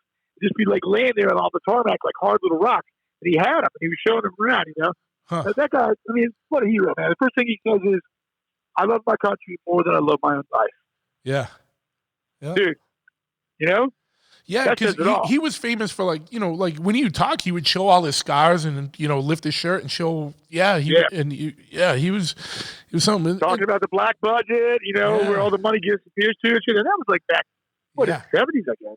80s, 70s, 80s, and even whatever people think about the Bob Lazar guy, like that element. He's on the TV now all of a sudden. Yeah, and it's like he had that element. Like before, like he was talking about it before, and now it's on the chart. You know what I mean? Like it was it's unreal, dude. I remember reading about him way back when he was one of the first dudes I ever got into it because he said that they'd erased all his records. Like he worked down there, all of a sudden all his records are gone. Cool. Yeah, but they couldn't get rid of him out of like the old phone books. He was still in the phone books and shit.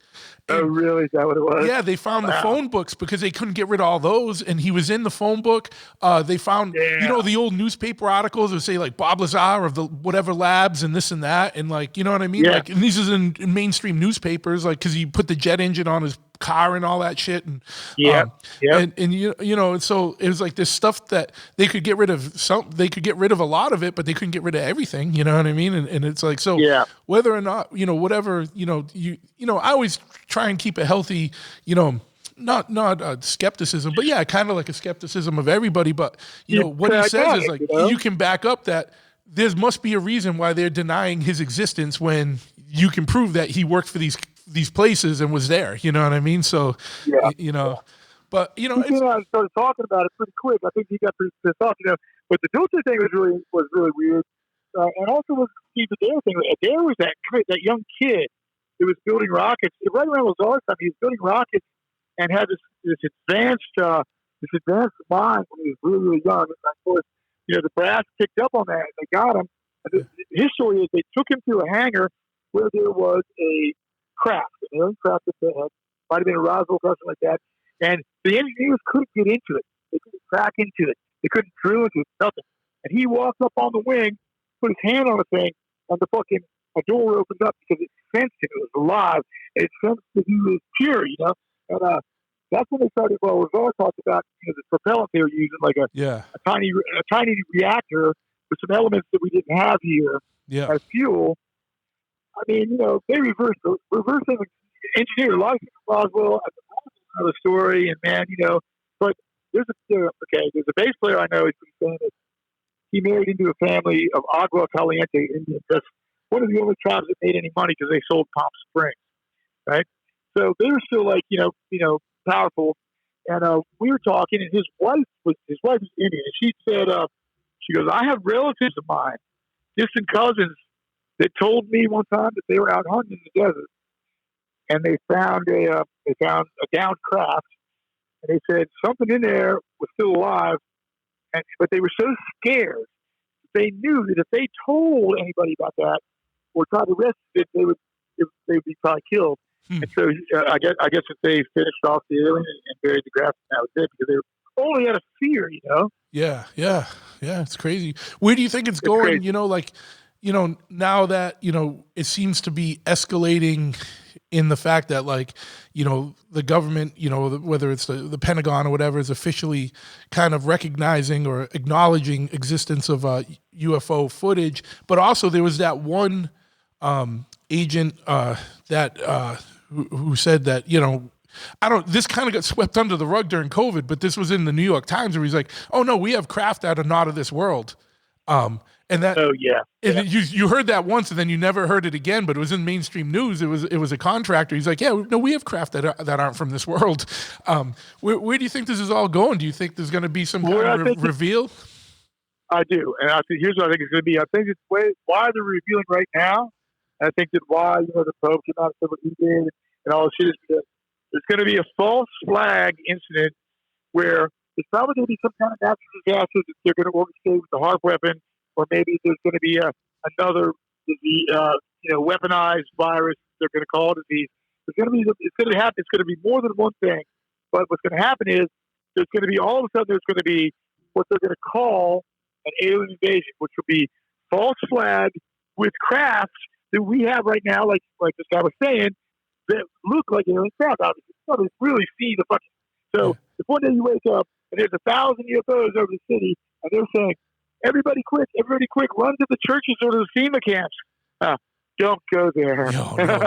Run the other way, because it's going to be a false flag where they're going to convince everybody, look, this goes beyond religion. This goes beyond politics. You need our help. Yeah. The people are going to buy into it, hook, line, and sinker. They already are. You see motherfuckers like, I'm from Maryland. I grew up in Maryland, I should say. Yeah. That's horse country, basically. I know these seasoned bikers that have worked on farms their whole life, And I look up at the sky at these chemtrails, and I say, dude, the sky never used to be this color when we were younger. I said, look at that shit. And he goes, oh, that's condensation. I said, that is not jet condensation, motherfucker. Yeah. I said, look, there's a jet over there. It dissipates. I said, this thing was like hanging around for hours and forming huge grids. Dude, I had the hardest time with my bike guru. He just wasn't fine. He's like, prove it. I was like, I was getting out, like, trying to find, like, scientific, but they didn't want to come out with it, but they just came out with it now and said, what are they calling it? They're calling it fucking, is that a word for it? Engineering, ecological engineering or something like this, which, but nobody realized it's been going on for 20 years. They create so much fucked up metal and shit on this planet. It's like, it's a threefold thing. They want control. It makes control good easier, especially for the HARP weapon. Yeah. And then, look at Fukushima. It's easy. The night of Fukushima, before Fukushima, you can see the rivulets in the air, just like when you heat something up, So basically, we use the HARP weapon. Fukushima wouldn't play ball. And my personal theory on that is that the Japanese lied about the strength of the reactor. And so when the tsunami hit, it took out the reactor. That's my theory. Yeah. I've heard another theory that, like, the Israeli gunship and American gunship were offshore. They went on into Fukushima and they planted weaponized rods and then orchestrated the tsunami, because that would be one of the most efficient ways to kill large amounts of people, because that radioactive cloud, has been over us for years now. Oh yeah. Yeah. Yeah. They measured it off the coast of California. Yeah, but like way higher than lethal. So I started researching it. Here's what I realized: both the French, the Russians, and the United States and the British have been dumping radioactive waste into the oceans at an enormous rate, even more than Fukushima. The Russians in the whatever that Bar Sea is, not the North Sea, it's the Black Sea, I think. Yeah, they have been dumping shit of such quantities, of such potency in there that, like, I was worried about Fukushima. I'm not worried about nothing anymore, because it's like, come on, it's like, I don't know. It's sickening, is what it is. It's sickening and it's sad. What do you think the end game is? Just kind of a culling of the population, a cutting down of the population, which we hear is one of the agendas. Yeah, Yeah, that's what they're trying to do with COVID for sure. But why are they doing that? Because here's what I think is going to happen. Really, nobody's talking about the X factor, and the X factor is the fact that we're going to get passed by so close that we are going to be completely fried by EMFs, or we're going to get our ass directly kicked by fucking Planet X. I've seen it. You can see that fucking planet now. It's all covered up in the news and shit. But I was up fucking north, up near you, where I was actually in New Hampshire, up the mountain at dawn, at daybreak. And something happened right where we were, when the trees parted. I could see it. All of a sudden, my buddy was like, "What the fuck is that? Nibiru?" And I looked over and I saw this gigantic fucking planet that wasn't the sun, just for like a split second, right? Okay, now I've also saw something like that in Richmond a couple years ago. But there's a lot of large planets in the entourage, I should say, of the Nibiru. And when you start getting really close, we're going to be completely showered with like 70, 100-pound meteorites. They're going to burn up all the way to about 70 pounds before they hit the Earth. We're going to get peppered. It's already starting to happen. There's so much weird shit going on Earth right now. I think that's what's going to happen. I think the X factor is that this planet is coming, and it's like the Hopi said. Dono from Taos, the people that put on Monolith from Taos, Monolith on the Mesa. Dono and his buddy are Hopi. The Hopi have this amazing prophecy. You can listen to it on YouTube. I'll tell you what it is. It gives me the chills right now. It really put it in perspective for me, is that, the Earth is going to be purified. And unless you get back to Mother Earth, to the basics, you're gonna be changed forever. And whether you survive or not, I don't know, but man, I'm a lot calmer in mind after hearing that, because it just puts it in perspective, But see, that's the X factor nobody's talking about. But everybody's building underground. Nobody's worried about the upground infrastructure, even though Biden's talking about all that bullshit. They've been putting so much money underground. They've got highways coast to coast, So it's like something's going on, right? Yeah. They know something that they're not telling us. Well, the airport in Colorado there, that just like the Denver airport, it's got it's got miles of shit underground, and fucking. But so yeah, they took down all the crazy paintings. They took down all the crazy paintings and shit like that because they were starting to have bad press. But yeah, that place has got a very, very sinister vibe. Yeah. Very weird. Oh, you can feel that shit, Yeah. So I noticed I'm getting really excited about talking about this shit, man. Yeah, I know. But when you said Nibiru, so you think we're gonna get you think the Anunnaki are behind things or something? Well, look, that Because it's the only supposed to reason come back, right? When there's a rotation of when that planet is supposed to be close to us, and that's when they're supposed to come back, right? right, and that's when every deluge has happened. It's got a really long, oblong or elliptical orbit of like 25,000 years going the other way.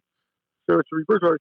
And when it comes close to the first time it came through, it actually hit this planet, which I believe was called Tiamat, and that's what created our moon and the debris field that we call our Milky Way or our galaxy. Yeah. That's what I think happened. Personally, I do believe that we as humans are products of DNA manipulation at some far time, and like a virus or something like that, we've mutated, and our minds developed faster than we were supposed to, or whatever it might be. I do believe we were made as a worker race. I've had dreams before when I was younger that were really pretty freaked out, like vats and being in a vat full of fucking liquid and all that kind of shit. Huh. So I don't know. I don't really know, but all I do know is that is definitely the Planet X right there. I mean, because everything about it has been wiped off YouTube. Everything. And the false flag thing is real. It's very weird what gets brought off YouTube and what stays on. Like they let flat Earth shit stay on there, but they take like someone like Alex Jones down, or they'll take like Planet X shit down. And I'm not sticking up for Alex Jones right, but why one have way they or the left other. David Icke up? Yeah. Why is David Icke left up? Why have they killed David Icke? Yeah. He's the one. I mean, he's one of the main ones. He's the one that first got me into, like, basically I read And the Truth Shall Set You Free, his first book. And he wasn't talking about any reptile shit back then. He was just telling the truth about all the alphabet agencies. Yeah. And I mentioned that in the first Hidden Hand record. I mentioned that. I say, read these books. I had a Jim Mars book, then I had that book. And man, that's when Stoner Rock Comic just come up. Dude, I was brand new to the computer. These motherfuckers were tearing me apart because I said, read this book, And the Truth Will Set You Free, saying, does Wino really believe in that reptilian shit? And, reptilian is really code for Jewish. And is he Jewish or whatever? That's anti-Semitic. I was getting called an anti-Semite for telling people to read this book that had nothing to do with nothing like that. Yeah, I was pissed off, dude. But I was young to the internet, so I actually had to fight back. So I made what do you call like a fake person, a fake name? I made a fake. Yeah. It was I used a Merovingian king. I was like Dagobert fought back like a motherfucker. But yeah, what do you think about the theory that there's been like we're not the first kind of advanced civilization on Earth? That there's been a few civilizations that have been wiped out, through one thing or another. I believe that. I believe that 100%. I think that Atlantis was super, super high tech, and I know that what I believe is that when Atlantis was about to implode, the priest caste of Atlantis became a diaspora and fanned out to other places on the ocean, other places of the world. And that's because a lot of these same myths happen simultaneously in the same place. For example, the Aztec have Quetzalcoatl, the fucking Mayan have Kukulkan. South America has has their version. I can't exactly remember what he's called there. And we have Jesus Christ. I mean, whatever it is, I think that there was, because you see ancient, like Olmec fucking sculptures where it shows the mouth of the dragon, and out of the dragon is coming a bearded white man. I mean, that's why I wrote that song. I read that song called The Departure. It's a spirit carrying song that I wrote. It's on Elusive Truth. And that song is about the departure of Quetzalcoatl. And because this is just really interesting, we talk about this because Quetzalcoatl was a god in the Aztec pantheon who didn't believe in human sacrifice. He was into flowers and wine. He brought culture in the arts, right? Yeah. So he was tricked by the war god, his brother. He was tricked and got drunk and fucked his sister, as in the myth, right? So then he leaves on a raft of snakes to reappear later as the morning star. But in the myth, the Aztec myth says that he was due to reappear physically on the very day that Cortez landed on the shores of Mexico. Huh. And that's why Cortez was able to subdue, or initially ingratiate himself, and then partially subdue the Aztecs, who were like, goddamn, far outnumbered them, because they really thought he was the god, because they brought food sprinkled with human blood and some that did it. The Spaniards, like, they saw the human blood in there, just like, fuck that shit. He passed all the tests, right? Yeah. Yeah, So that was how it was. I mean, that's as far as I understand it, that's true. I mean, yeah. You know, I think it's fascinating. Everything is fascinating. everything's fascinating, man. It's like crazy that there's so many. Just like if just for someone who is like, what the fuck are these guys talking about? Just think about this. Look at all these cultures with pyramids, and all these pyramids showed up, and they're on the same fucking. They're all in a straight line. And they're all on the same line. And there's in Egypt, they're in fucking South America and Central America, they're in, Indonesia. Like all these pyramids all spouted around the same time frames. And they, a lot of them look very similar. Like the Indonesian ones and the Mexican ones look like very similar. Like, and they're all on like the same arc. They're all on the same line. They're mathematically advanced. They're mathematically advanced, and sometimes the construction seems like impossible. Yeah. So it definitely points to a common. Again, that very well could have been the product of the diaspora of the intellectual pre-class of Atlantis. I mean, I don't really know much about Lemuria. I don't really know much about Mu. Yeah. Because I don't think there is very. I mean, there isn't very much to learn about it, is there? I mean, most of it's conjecture or by people that are seers. That can go back and see, and I believe in that too. I mean, I believe in a lot of stuff that I've never seen and that had it proven to be, like, a coach, for example. People are pretty pragmatic. My drummer's very pragmatic, and I started talking to him about some of this shit. He goes, "Well, I started talking about your straw man and the Uniform Commercial Code and how the Federal Reserve has you, a fake you. They trade your birth certificate on the stock market and all that shit." Yeah, yeah. He goes, "Man, I thought you were at the lunch at that shit." He goes, "And everything you said, I just went by it."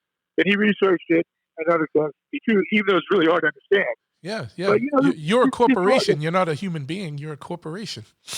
Right, and to gain control of that, I mean, technically you don't have to have a driver's license. Yeah. Technically you don't have to have, because we are still under black maritime law. Yeah, We're still under British maritime law. Nobody knows that. Start talking shit about people.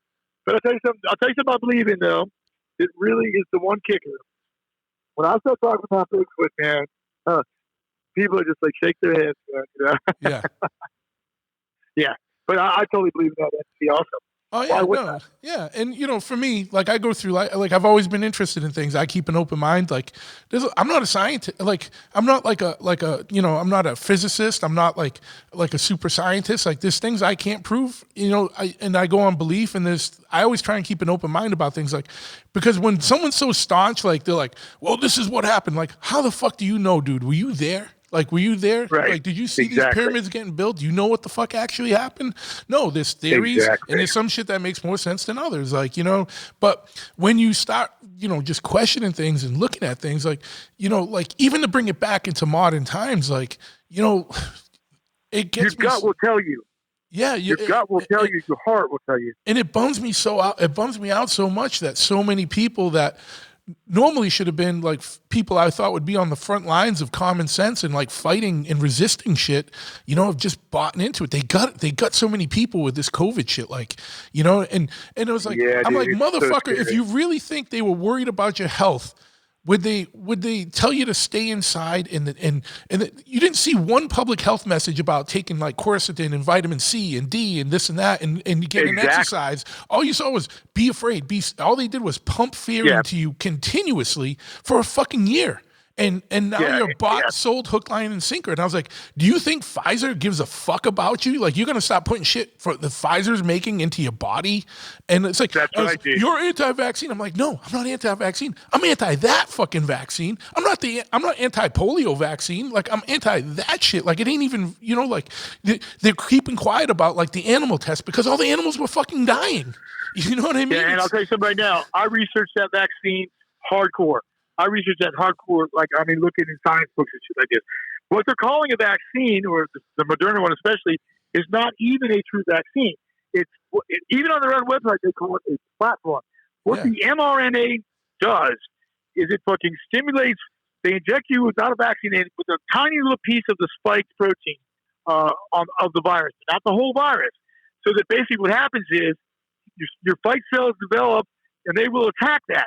But then, when it's not there, within 6 months, maybe a year, your body is going to start turning on you, and all the additives they're putting in vaccines So many people have died directly after receiving the vaccine. They're hiding the numbers, but okay, on Tucker Carlson, he said it's 4,000 a month. 4,000 a month. 4,000 people a month dying, and that's probably underreported. Give me a fucking like people are going blind, people are going sterile. Yeah. I mean, who knows what the fuck's going to happen? There's never been a situation where they've done live human testing before. Like, if you believe in the system, then if you're, I'm just saying, if you're a person that believes in the system, then you must believe that the FDA is there for a reason. Now, if these vaccines have got pushed through without FDA approval and we're in live human testing where you're not seeing any safety data from the animal footage, like, why would you take, like, it's cooling. It's crazy. It's cooling. Yeah. It's cool. It's cooling. They want to cool the population. I'll send you the email before we hang up, where I might have it now already, but I'll send you a document called the Committee of 300, okay? Yeah, now, I've heard of this. It's a fucking tome, all right? I'm telling you, it's a tome. It's going to be hard to get through. But what it does, basically the consensus is one whistleblower dude who was very, very, very high up. Names at all. But the overall objective is they don't want, by they I mean the bloodlines, the elite. They consider normal people to be useless breeders and useless eaters and a waste. And basically, unless we can work for them somewhere on a planet or in their underground base or as sex slaves or whatever it is, then they just want to kill us. They don't even care if half the country's wiped out as long as they have the breadbasket to feed the elite. They do not want us to succeed. And now we're really seeing it in action with the open border. Because they're globalists. They want one world government and they want one world wage. Yep. Mr. Klaus Schwab, the energy behind the Great Reset. Okay. One of my songs on Sacred, I was talking about, conspiracy song is called, God, I might not be able to think of it right now because I'm so excited. But I'm talking about, and the Golden Bull will arise. The Golden Bull is like, is Baal, is the bad guy, And fucking Klaus Schwab shows up talking about the Great Reset, trying to paint it as a green thing and all this crap, All right. Well, look, I've had a picture of him in his ceremonial satanic leadership robes behind a podium, and he's got the fucking gold bull. It's like one of the patches on his fucking on his regalia, cut, on his cut, on his cut, yeah. Well, it's crazy, even to get back to even more basic things, that you got all these guys who are world leaders and gals, but I know actually it's just guys going to go see the Moloch shit, you know what I mean? Bohemian Grove, yeah, and fucking and mock sacrifices, and it's like, you got fucking when it was President Bush, you got world leaders all there. Of them. Like, what the fuck are they doing? That's some weird shit. Like, and like I said, it's a playground for the old homos, man. It's a pedophile playground. People disappear from there all the time. Like, they bust in they bust in kids that have no fucking that people can't trace them. Orphans and shit like that. I mean, it's fucking heavy duty, ugly, bad. Yeah. It's just that whole scene, man. I know. Well, that whole scene, like. They really did, like, I know it's with that stuff, it's a little tough to prove, but then there's been like male prostitutes that have come out and said like, we get shipped over there and stuff, like, that have put stuff on record. Alex Jones' video when he stuck in Bohemian Grove is pretty insane. Yeah, you can hear like there's a loudspeaker system in Moloch, and you can see they all file past Moloch. They've got something written on a piece of paper. As they file past, they throw it in the fire in the burner there. You can hear something on the loudspeaker, something being played, and allegedly it is a human sacrifice. But listen, if you want to see something really weird, I don't know if you've seen this yet or not, but okay, CERN, for example. CERN is where they're doing the particle collider in Switzerland, right? Yeah. Well, when they fucking goddamn initiated that place and had the initial party for it, they had the most bizarre, sickening Illuminati, like, globalist party that I've ever seen with all these weird dancers simulating workers being subjugated and all kinds of wild shit. Okay, but there's a CERN video where basically there's a big CERN is like an enclosed, totally enclosed thing. You can't get in there. It's top secret. Well, it's not top secret, but it's like it's a gated community of fucking heavy duty scientists. Like, right, there's a big statue of Kali on one of the grounds.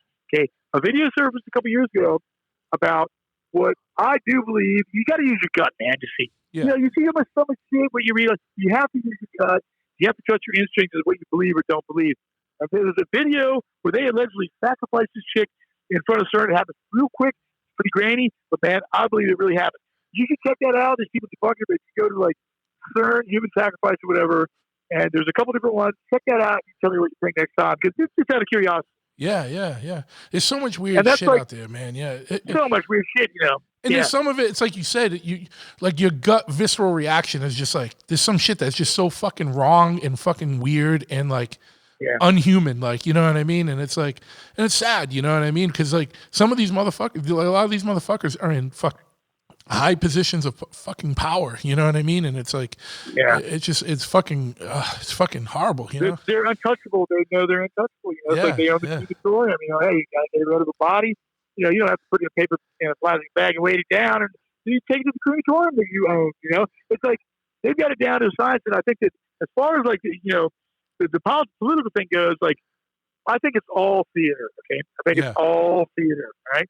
I lean a little bit. If I would have to choose, I would lean a little bit more towards the libertarian side because that's how I am. But I don't 100% agree with all the libertarian stuff. But if I had to choose one, that's the one where I'm most in agreement with. Absolutely. Right. I mean, it's pretty much all theater, I think. I mean, people say, well, Donald Trump, but, I've seen Donald Trump with the fucking Jesuits, the main Jesuits leaning down talking to Trump, and he's got this big crucifix necklace on, but it ain't Jesus on the cross. It's a wing. It's Lucifer. I mean, the Jesuits is like the armed wing for the papacy, and the papacy is obviously fucking the devil. But, that kind of shit. So, I don't get it. There's too many mixed signals, And the thing about it is, though, that it's, they switch sides. Like the left is now the new right, and they all do everything. What they complain about that they did, the one party did, the other party did last election. It's like, so it's just nothing but hypocrisy, man. And they're just lining their pockets, which is me, Yeah, and even just bring it down to earthly shit that you can look at, like it's exactly what you said. It's fucking theater. It's all WWE, WWF fucking wrestling. Yeah. It's what it is. Because there's all this video, like when you want to politicize something, right? So just take immigration, whatever your stance is on immigration. When Obama was president, he's the one who built those cages on the border. There's video of him and Biden walking through them with those kids being detained in the cages on the border. And there's video of Pelosi and all of them saying, we need to secure the border, we need to build the wall, blah, blah, blah, blah, blah. And then Trump comes in, and now they're all against it. And it's just like, it's wrestling. It's like there's a heel, and then there's a hero. And then it just switches. Whoever's in power is, like all their political ideas just change because it's just to be the opposition for the theater to continue. It's right. fucking right. bananas, I do believe that Trump was kind of the X factor because I don't think he was really supposed to win. No. But I just mean like they were all like pro border and this and that. But then when he was in, now they're all anti border. But I know what you're saying. Like, I think Trump was like a surprise for everybody. Like people are like, oh shit, that really happened. Now what are we gonna do? And, a lot of people think that that's what we need. But what happened was it turned some. The news is so controlled by the one party that they just turned. It into such a personal hatred thing. Like I don't know one female that. Well, there's some females that are for Trump, but most people, even if they voted for Trump, females they don't like him. There's something about him that rubs women wrong because we know he was on Epstein Island, but fucking Biden's being in bed with the Chinese. So what's worse? I don't know. Yeah, like the lesser of two evils. And allegedly, whatever's on Hunter Biden's laptop is fucking way more horrible than fucking anything on Epstein's island. Right. You know what I mean? But you don't hear any of it. What about Cuomo? He was down. Right, he had like 10 chicks accusing him of shit, right? But then he said on the news, he said, "Yeah, if this pressure keeps up, then I know some shit about one of our leaders is a baby raper." When he said that, it all went away. Yep. Yeah. I mean, this is high level fucking Luciferian type shit. It's like I say, man. It's like. I'm not agnostic. I believe in a higher power. I believe like in the spark of life, but I don't believe like God is like an old man sitting there in a chair, blah blah blah. Sure, yeah. Why would it be a man? Why would it, whatever it is?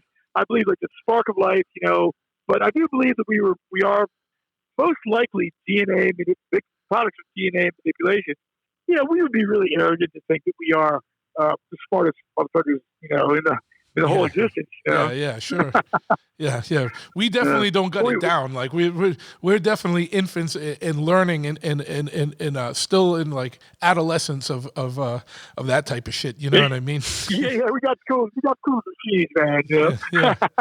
But fucking yeah, dude, it's gonna be it's wacky times, man. I wonder what this year's gonna hold. You just kind of bringing it back to music stuff. Like, do you got I know you got two Obsessed records going. Do you have any shows on the books yet? I know it's still kind of tough. That was the second part of it. It looks like, well, as of right now, I'm hoping it doesn't change. We will be going out. The Obsessed will be going out on tour right around the end of July to get us out to the Ripple Festival, which is going to be on August 7th. And then, of course, I'm slated to play acoustic guitar at Psycho pre-party on August 19th. But we're gonna do tour with the Skull, and the Skull, which you sort of trouble offshoot. Yep. And so that's going to go. That's going to be happening at the end of July, running into August. And is that States or is that overseas? That is just United States. I'm sorry, United okay. States. Yeah. Oh, cool.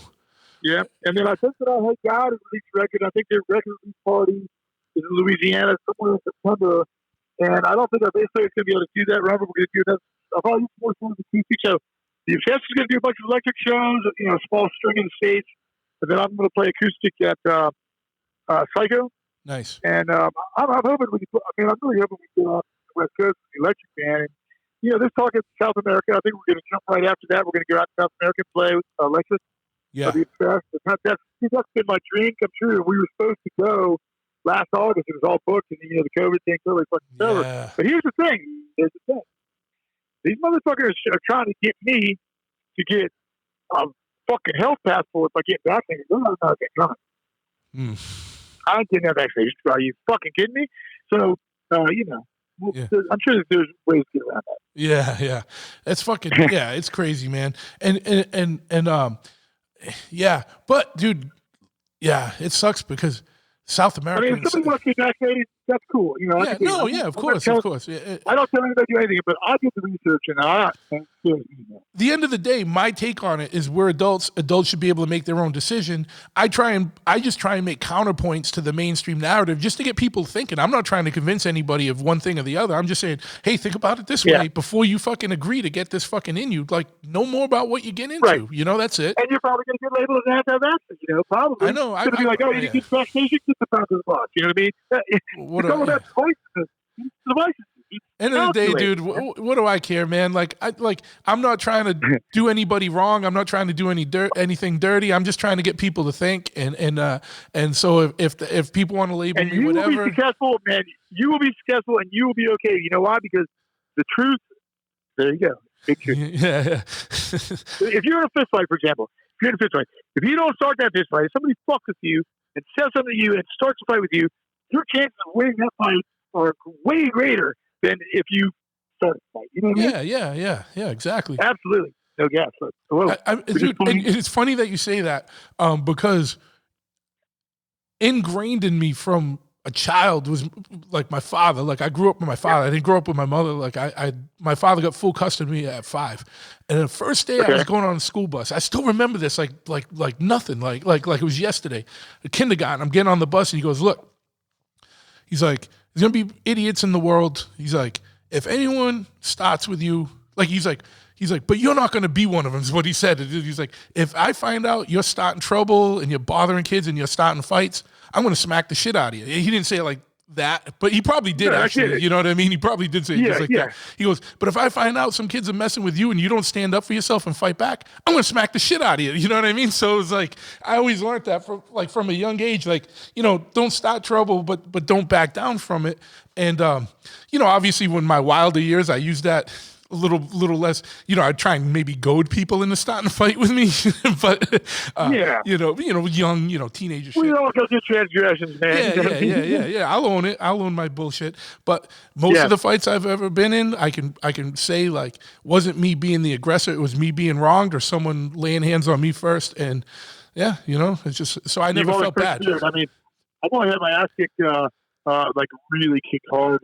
I think once, and that's because we had some road rage. The dude fucking almost pissed me off. And he parked his car and ran away. And I ran after him. When I turned my back to him, started walking back, he ran up behind me and ran in front of me. Then Yeah. after that, I was his punching bag. And I had my knife in my pocket the whole time. And I was, but you know what? It wasn't worth it, man. It wasn't worth it. I took my lumps. I should have known better, and that was just the way it is. But, it is what it is. I mean, people, Yeah. my position on violence is like, I don't like it, No. especially when it's misguided. But, sometimes it's the only thing people understand. Sometimes it's unfortunate, but it's always on the table usually, right? Yeah, no, I'm the same way. I don't want it. I avoid it, but sometimes it's unavoidable. And I mean, you can defend your lady, you can defend yourself. And that's like, my girlfriend. She just went into the store just now. But I mean, when I first met her, she was a hardcore pacifist, like so pacifist, like And I said, my point to her was, look, if they come in here, if the brown shirts come here someday and try to drag me away, or try to kill me or something like that, he said, are you just going to let them? Would you just let that happen? If your sister's baby, you were babysitting, they came in to take him away, what are you going to do? Yeah. And slowly she sees that point surely. And I definitely, unfortunately, there's been occasions when I haven't been the best, I haven't acted the best or been the best example that I could have been. But man, I'm always striving to be better, and I think I'm always trying to learn. And the most important thing is like be passionate about what you believe in, and do the research. You know what I mean? Yeah, and just remain open and just try and be better. That's like you said. And you try to be better, man. We're all human. That's right. Yeah, and I want to ask you, what do I call you actually? What do you like to be called? What's that? What do you like to be called? I mean, name wise. Just Truth. Truth is fine. Truth. Is that your real name? Is that your given name? No. That's a nickname I've had. Since I can't even remember. Okay, cool. All right. Yeah. Because I was going to say, is it real super cool or I don't know. Yeah. No, no. Dude, I love superhero nicknames. Yeah. But fuck yeah, man. Well, dude, like we gotta do this again. We're like next time I feel we gotta do one in person. Like, you know what I mean? Because it's like, dude, I know you're on the road. I know you're on the road and you're trying to make time and fucking. Dude, yeah. When I come back to Mass, it's only like 2 hours for me. It's like we drove to Mass the other day to get somebody paid. He bought us an architect. So it's like I would love to come see you, come see your shop and hang out. Absolutely. I'm gonna buy him some gloves too. Yeah, man, and we might have to build that shovel head for your drummer there, Dude, I would love to do that. It's like that would be a fantastic thing to get into. It might be in the project. It might be a slow go project. That's okay, but we can talk about that. Yeah. There's no, obviously, yeah. I can already tell you the man. I can already tell you the man that I like it. I already know. Yeah, well, fuck yeah, man. But let's I'm gonna let you get on the road here. But this was a fucking great talk. Like when we do one in person, dude. Like, because it's like. We'll be. I don't know. Like I love doing them in we'll person. Be in our element. We will be in our element, man. Yeah. And I'll probably be late to do the potlatch thing. Yeah. Fuck yeah. And dude, the crazy thing is if you come here and do it at the shop, like I'm literally sitting at one of my motorcycle lifts with my shit set up on that. That's where we do it, right in the shop. Like it's not like I don't have a studio and none of that shit. You know what I mean? But it's pretty mobile. Or I'll come out to the Catskills, dude, and we'll ride and do fucking mountain shit. You know what I mean? Fucking, absolutely. I'll get a little generator. We'll film this. We'll record one on the mountaintop, like where we're looking at the fucking Planet X. Dude, Why not? Why not? That's what truly counts. That's what we live in. Like I say, you want to get out. If you want to get out of the city, or we're going to the city, but if you want to get out my way, that's cool. Yeah. I mean, literally, we are at the most like 3 hours from each other, probably. Oh yeah. I'm upstate all the time. I got a lot of brothers in Albany that I go see, and all over the place. Oh, me too. There. Yeah. Cool. Well, fuck yeah, man. Fucking dude. Well, we will cross paths. Yeah, but before you go, like, give some. So if people want to find out more about what you got going on, because I want people to go to your site because you're doing some rad artwork that you're selling, like personalized artwork and shit. And I know that's a good way to help people during this time when bands can't tour and stuff, like to help artists. Buy some of Wino's artwork. Buy merch and band merch, buy fucking band music. Don't just listen to it on Spotify. Like fucking buy a CD or a fucking vinyl, dude, or whatever. Fucking let's. Okay, I'll give a little. I'll give out the hieroglyphics right now. All right. Yeah. My art site is called Wino art.com. Yep. And that's where some of our artwork and, I paint and I draw, and the sculptures will be sculptures on there. And I also make jewelry. I like to make kind of more of a style, necklace, but I've had some commissions lately that have been, everything's going really good with that. I'm really lucky to have that, and I'm excited to people like the art. And then we also have a Patreon site, which is, www.patreon.com/theobsessed.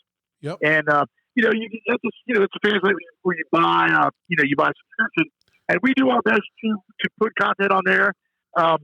We're doing all kinds of stuff. I do a little skit, a pretty radical little skit with one little fan character I have. It's like a biker and kind of a fuck up. And that's been getting a lot of, people dig that. And we try to do as much as we can. We put the content out there. And it seems like good music, man. I know that's what people really want. So we try to do that. And eventually, I think that everybody, not just Patreon people, can have the music. So I'm entertaining the idea right now, but maybe starting a label because I got some of my other titles. Yeah. But in the meantime, Hankenstein Records, the drummer St. Vitus, Henry Vasquez, he's got a label called Hankenstein Records. He's going to be repopping some Spirit Caravan stuff. Nice. And all that. So Hankenstein Records, Wino-art.com, and my Patreon site, which is Patreon/success. And I'll have all this in the show notes. So if you listeners forget it, you can always just go check the show notes, and there'll be a link to all of this. So you can So they'll be up really soon. We're like fine-tuning all the dates right now. But pretty much as I understand it, it's going to be the Obsessed and the Skull coming together. I think we're going to alternate headlining, and I think basically it's going to be from the end of July, probably into mid-August. Nice. Yeah, in the United States. Mainly, I would have to say, I don't think we're doing any West Coast shows. We're really pushing for it. Yeah, you're going to have to do some of the more just like open free states right now. Like that's probably really the options, right? We're making our way to Texas. So that's, you never know. I mean, it's great places to play, but, it can also be kind of dicey out there sometimes. We'll see what's happening. It's been a little while, so we'll see. The last one we did was with Today's the Day. We didn't even get a chance to do the second and third leg because of COVID. Yeah. But after that, we're going to South America, and then we're going to Mexico. So that's really, really good news. So hopefully South America in September. I'm hoping. You guys must kill in South America because it's such We've never been there. What a fucking dude! Oh, yeah. You guys are gonna slay down there, dude. They fucking love it. I know they do. Everyone I know that's in everyone I know that's in a band that's played down there says you never seen a crowd like be so appreciative and sing along with everything and know what they're fucking listening to and dude, you guys are gonna slay down there. It's my dream, man. It's my dream. We were supposed to do it last August. It didn't happen, but it's still gonna happen. That's my dream, really, to play South America. It's always been one of my dreams. And Mexico is off the hook. Cool. Dude, we played Mexico last year right before COVID, and it was like unbelievably great. I mean, again, thousands of people. I mean, so we're going to do South America and Mexico with any luck. We'll keep our fingers crossed for whatever you do. Absolutely, man, and hopefully, there starts to be some more free travel going on, and we can get more bands coming to your state so people can start going to shows again. And I'm just telling motherfuckers now, like, there was a year and a half where no one did shit. If shows are coming to your fucking town, go to the fucking show and support. You know what I mean? Stop being scared, dude. There's nothing to be scared of. Wear your mask, get your vaccine if you're scared, because, whatever. You know what I mean? Do what you got to do. But get out there because, you can't live under thumb forever, dude. Like, enough's enough. You know what I mean? It's fucking crazy. That's right. And, who knows? This could, it might not be the last run. I sure hope it ain't. Yeah. But hey, who knows? Yeah, who knows? So, next year, super COVID. We need people to get out and really support it because that's the only way anything's going to get done positive anyway. Yeah. And, the people to come together. The craziest thing about this whole thing is the perspective I try to keep and show because, like, at the end of the day, the government's not your parent. Right? Like, you're an adult, you make a decision. Like, no businesses should have been shut down during this. Like, no business should have been shut. 40% of all U.S. small businesses are permanently out of business for this. Like, but if you work at Walmart or you work at some place, you might not care about that. But someday, it's gonna bite all of us on the ass, like, you know, and it's dude. coming. That Yeah. day of reckoning is coming, dude. Like, we can't sustain Yeah. like infinite, like 3/4 of the population being on fucking unemployment for a year and a half. Like, the country cannot sustain that. And I'm not It coming from cannot like a sustain it. heartless place. Like it's like No, you know all about it. Our economy is on a house of cards anyway. You absolutely know? No gold to back. No Yeah. gold to back its currency. I mean, you know. yeah. But and you know the thing is, we're already seeing it. Like one of my favorite bars, Chicago, succumbed. Yeah. Did the Middle East shut down? So Well, maybe it was a place- no. The Middle East is for sale, and but it's not. Well, it's shut down, like, you know, during the shutdowns. But like they're still gonna have shows again. But the building is for sale. So if it sells, then who knows what's gonna happen? You know what I mean? But And the building is for sale, undoubtedly, because everybody's gets squeezed out. The thing about it is, what the thing that I'm understanding is that with the moratorium on people paying rent, okay, like, that's nice if you're paying rent, I guess. But the bottom line is they're not taking into account the people who own the buildings. yeah, They're people with families too. So when those buildings when that person can't pay for those buildings, the government is going to take those buildings. It's really it's like a multifaceted fuckery is what it is. Yeah, They're poisoning the air. So Monsanto's got the only seed. yeah. They're like grabbing all the fucking land. You know, Bill Gates is like the largest landholder in the U.S. right now. Yeah, Farm. I've said the same thing, dude. It's a big resource grab, and it's basically war on what's left of the middle class, man. That's like literally economic warfare on the middle class, man. Because, you know, the That's elite true. are They fine. deal with- The elite are fine, and the bottom of the barrel. Like, I'm not saying the bottom of the barrel, but the poorest people like haven't been affected as much by this. They're actually probably doing better. You know what I mean? From getting more government support now than. And I'm not saying that out of a place of judgment or ignorance. I'm just trying to state facts. But like, whole thing's been a war in the middle class, dude, to try and fucking drive a nail in what's left of it. You know what I mean? That's right. Right. They're warring on us. You know what? It's just my personal opinion. Yeah. My personal opinion. They're warring on us. I think we need to war back, and that's bottom line. I mean, Yeah. whether it's psychological is always better Yeah. Sure. than physical. Kinetic energy is psychological energy is always better. You know, to win a war, to win your point, or to get what you need. But man, it's going to get. You know, we need to fucking start doing something. People got to get together, and people got to put aside their differences. They got to love one another more, and we got to fucking stand up, or else we're going to be gone. Yeah. Just gonna say enough's enough, man. Like, you know, that's it. Like, enough is enough. Like, all right, we're done. It's the truth, man. It's the big truth. That's the big truth. Yeah. It's all about love. It's all about love, man. You know? Yeah, absolutely, man. And they don't love us. You know, people. The hardest thing about people is most people. You know, and I understand. I mean, understandably so. They don't realize that our government isn't trying to help us. They're actually trying to. All you got to do is go back to Trailer Tears.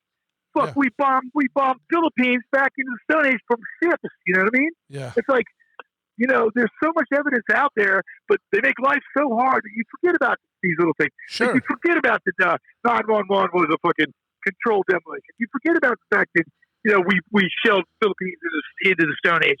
Forget about that shit because you're too busy trying to feed your fucking family. Yeah, you're too distracted. Everyone I know is working like one or two jobs, and it's not like the old days where there was like one breadwinner that was supporting a family of four. It's not now. Both parents are working one or two jobs and fucking trying to figure out daycare and trying to figure out this and how to pay all these taxes and do this and that and just navigate through life. So you when you have a second, you just want a second of peace, like and not have to think about anything. And you don't think that's a planned? You don't think that was the move, dude? That's gangster shit, dude. You know what I mean? Yeah. Like, it is total gangster shit, dude. You know, and the bottom line, those are the people, you know, the echelon gangsters, like the Great Reset and all that shit. People are buying into that shit and say, oh, it's green, it's ecological, and all this bullshit. That's a crock of shit, dude. Yeah. Their main objective is to fucking control the population and have more for themselves. And one of the reasons is, you know, people say, oh, why would they do that? You know, you can't take it with you when you die. They figured out how to extend their lives. You know what I mean? Yeah. Seriously.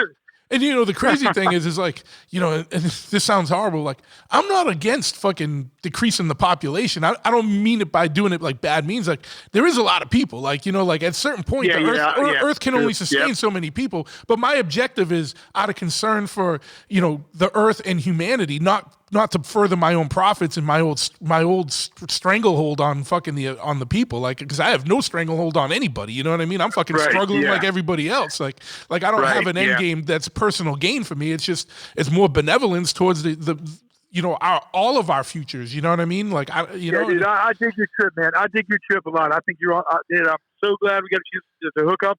And, absolutely. I wanted you to if I can ask you to just check out this one thing. Go to YouTube and check out. It's the Hopi story of the red and blue Kachina. Yes. I live. That'll resonate with you, and it's coming from the Hopis from. Yeah. No, absolutely, dude. That's like. We'll get into it. We'll get into it on the next one. I'll talk to you a little bit more about my Arizona experiences, especially shit out on the Navajo reservation and whatnot, dude. Oh, like that. Yeah, please do. Yeah, dude. We'll get into some shit on that, or we'll be by a campfire and talk about that shit, man. Because it's fucking craziness, man. It's the motherfuckers are in touch with some shit. You know what I mean? Like for sure. Yeah, I know it. I know they are, and that's weird. That's a really intense place out there. I'll tell you what. When we meet face to face, maybe we'll make a little video or something like that. We can that way we can we can. Or something, whatever. Yeah, absolutely, I just want to meet you, talk to you, look at your bikes, man. I'm so happy to do that. I'll bring you some music. I'll bring you a couple copies of my new record, and we'll forever go on my acoustic record and stuff. Fuck yeah! All right, man. cool, brother. Well, we'll continue talking, man, and I'll put all the links in the show notes, so everyone go out and support for sure, and we'll talk soon, man. I appreciate you coming on today, man. Dude, I appreciate you having me. Thank you so much. Absolutely.